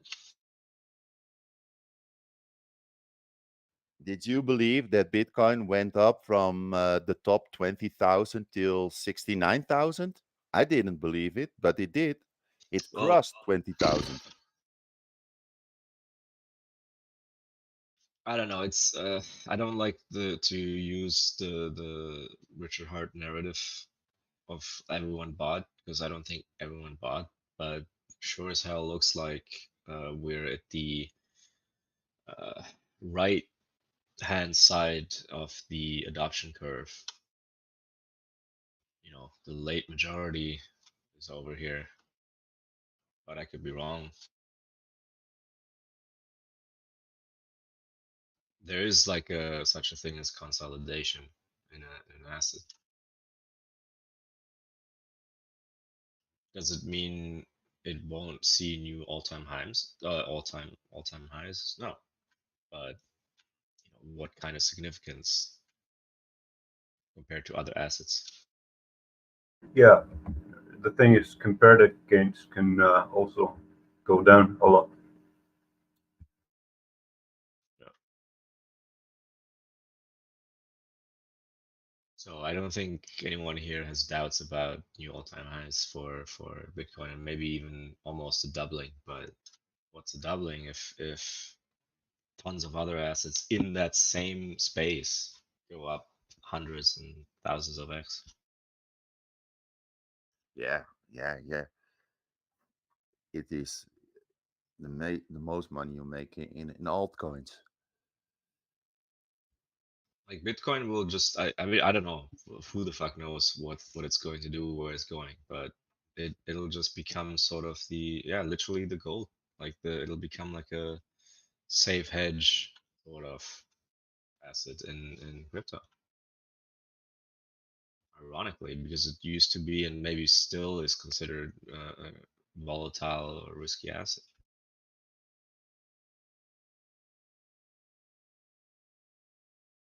I think it's also safe for people who have a lot of money, like institutions, to go into Oh Bitcoin yeah. because there is a lot of liquidity and yeah, there are a lot of whales and there is money and they can put out, they can put in, and yeah, that's a real store of value. There is value in it. Yeah, it's become interesting for institutions and large whales. Like for them, this is extremely interesting because you can't, yeah, the price won't like get wrecked by some small guy making a sell order. market sell. Look like with the Elon Musk, he dumped his coins. You know, what was it? About 75% of his Bitcoin. Was it a major cross to the dump of in the lowest part of Bitcoin? No, it just dumped a couple of It didn't hundred even from. hit any support. This is the sad the reality. Like I don't see how the Bitcoin guys don't get this. Like this guy just dumped. Well, okay, it wasn't a lot, but it was for him. It was massive. For Tesla, I Yeah, guess it 900 was, million. and It's it not didn't it's not even a small reach a amount of money. support level.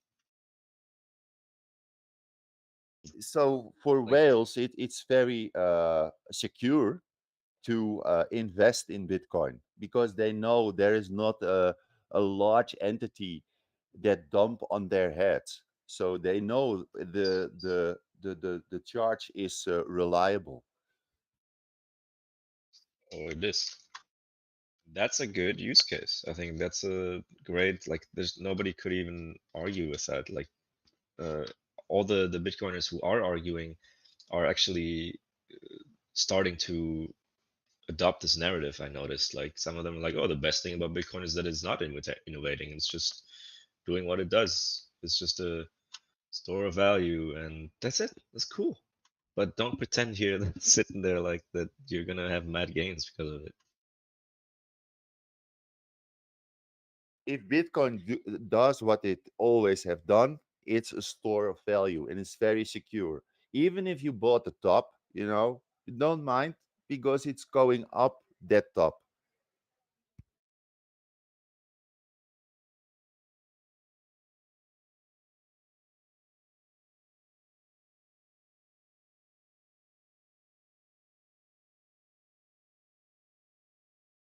I think the the maxis, majority of them who are actually wealthy, they have good reason to be in Bitcoin and stay there, because they're not looking. I mean, apparently they're not looking for some kind of super risky appreciating asset at the moment.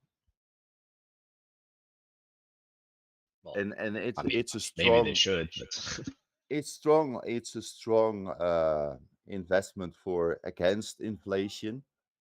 So you gain your wealth. You not only store your wealth, but you also gain your wealth against the devaluation of the dollar.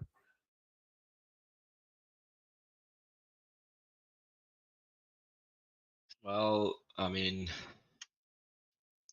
yeah, maybe.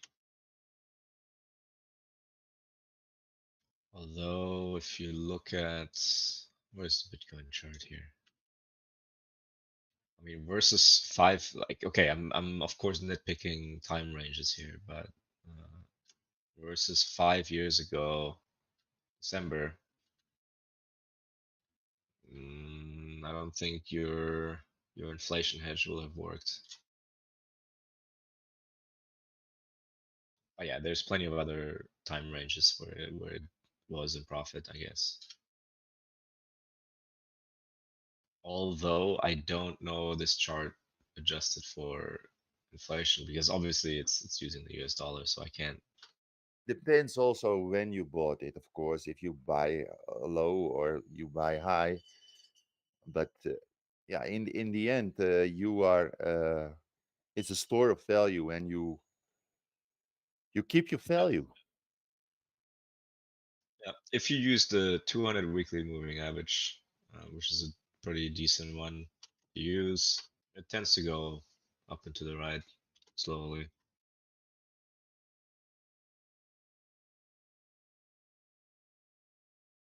Yeah, where were we in 2018? Like 5 years ago, it was 200 weekly moving average was at around 3,000, and now it's at 26,000. So yeah, pretty good.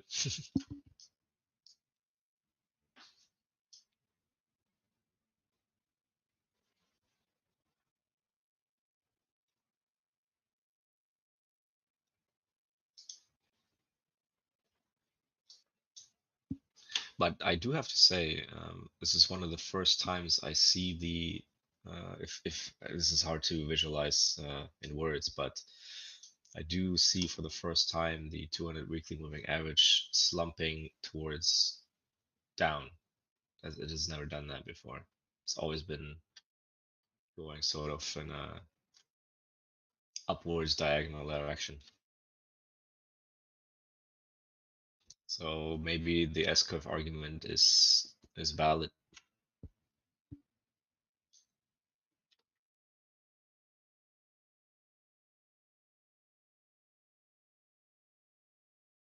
Yeah, that's maybe it's not out of play that Bitcoin can become lower than 17.5K, you know, but we'll see. I mean, one of the harsh realities is, you know, if the narrative changes, then also the market will change. So yeah, Bitcoin is doing whatever it's doing, but only as long as the maxis are diehard supporting it the way they do. That's another reality, and especially for those guys, the maxis, it's easy to get out. It's not so much the case for people who bought Bitcoin in the recent years.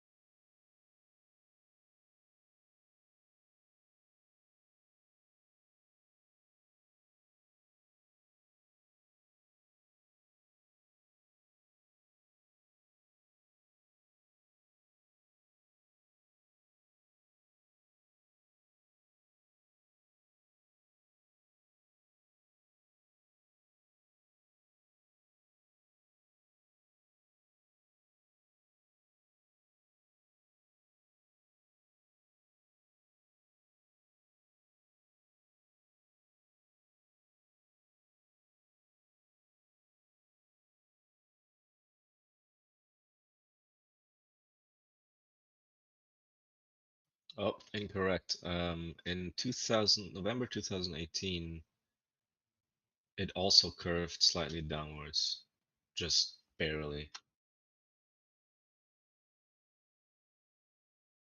Well, that's when Bitcoin dropped all the way to 3K, I think. Yeah.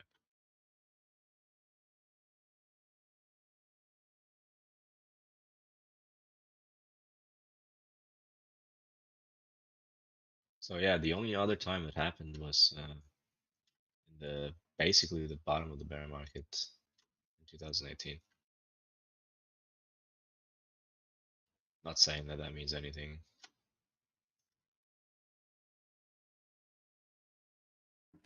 I think Mt. Gox coins get released next month. Is that right?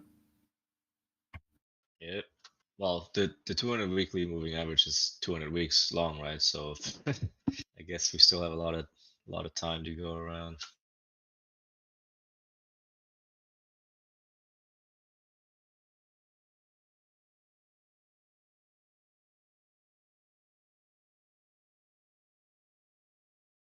but it certainly is a much more violent down curve. Wish I could screen share here. I guess I could, but it's a bit.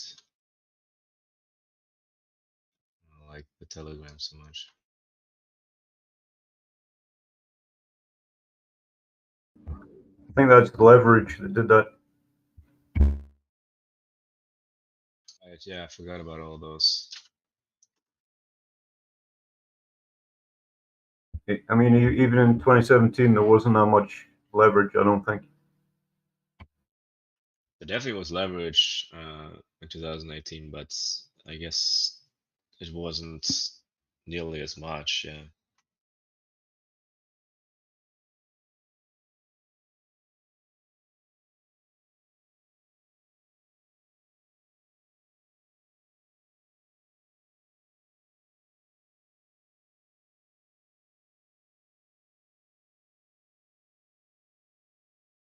But yeah, the 2018 crash and the crash now, they sure look very similar.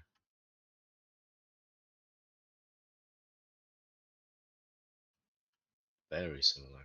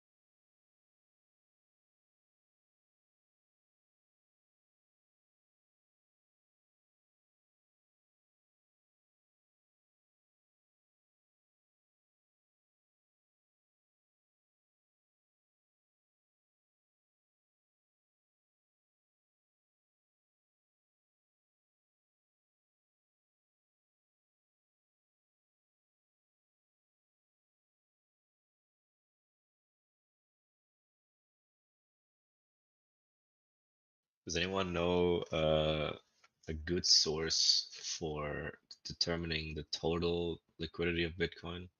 Obviously, can't be 100% accurate because of all the fake volumes on exchanges and shit, but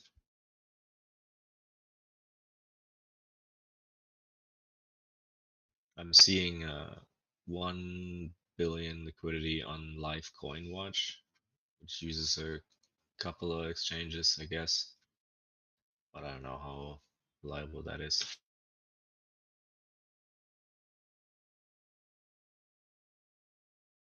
Because if 3 to 4 billion are going to get dumped approximately with the 141,000 Bitcoin Mt. Gox stuff,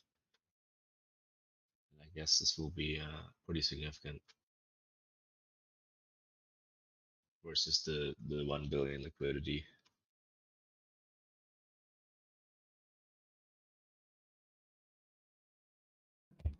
Yeah, so we could see one more wick to the downside, I guess.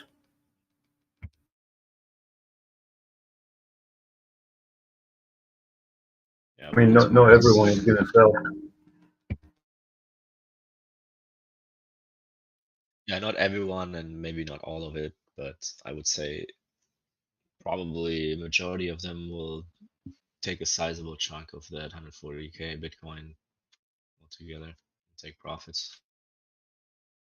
I mean, to be fair, for them to be in profit is much easier, obviously. So Yeah, I got coins in Mt. Gox, but at $100.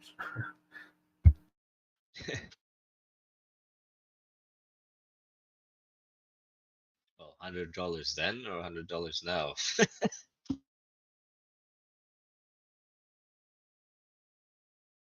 Yeah, it was $100 $100 then. when I bought. $100 then, yeah. I think that was like 2012, 12 or 13, can't remember.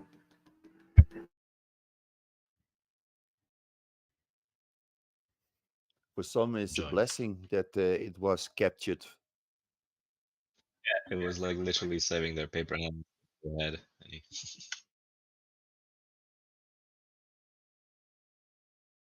Yeah, I think we only get about half of our bag or something like that. Yeah, so you take a 50% cut, but if you're up by like, I don't know, how many, 25,000 plus percent or whatever, I don't know, should be okay.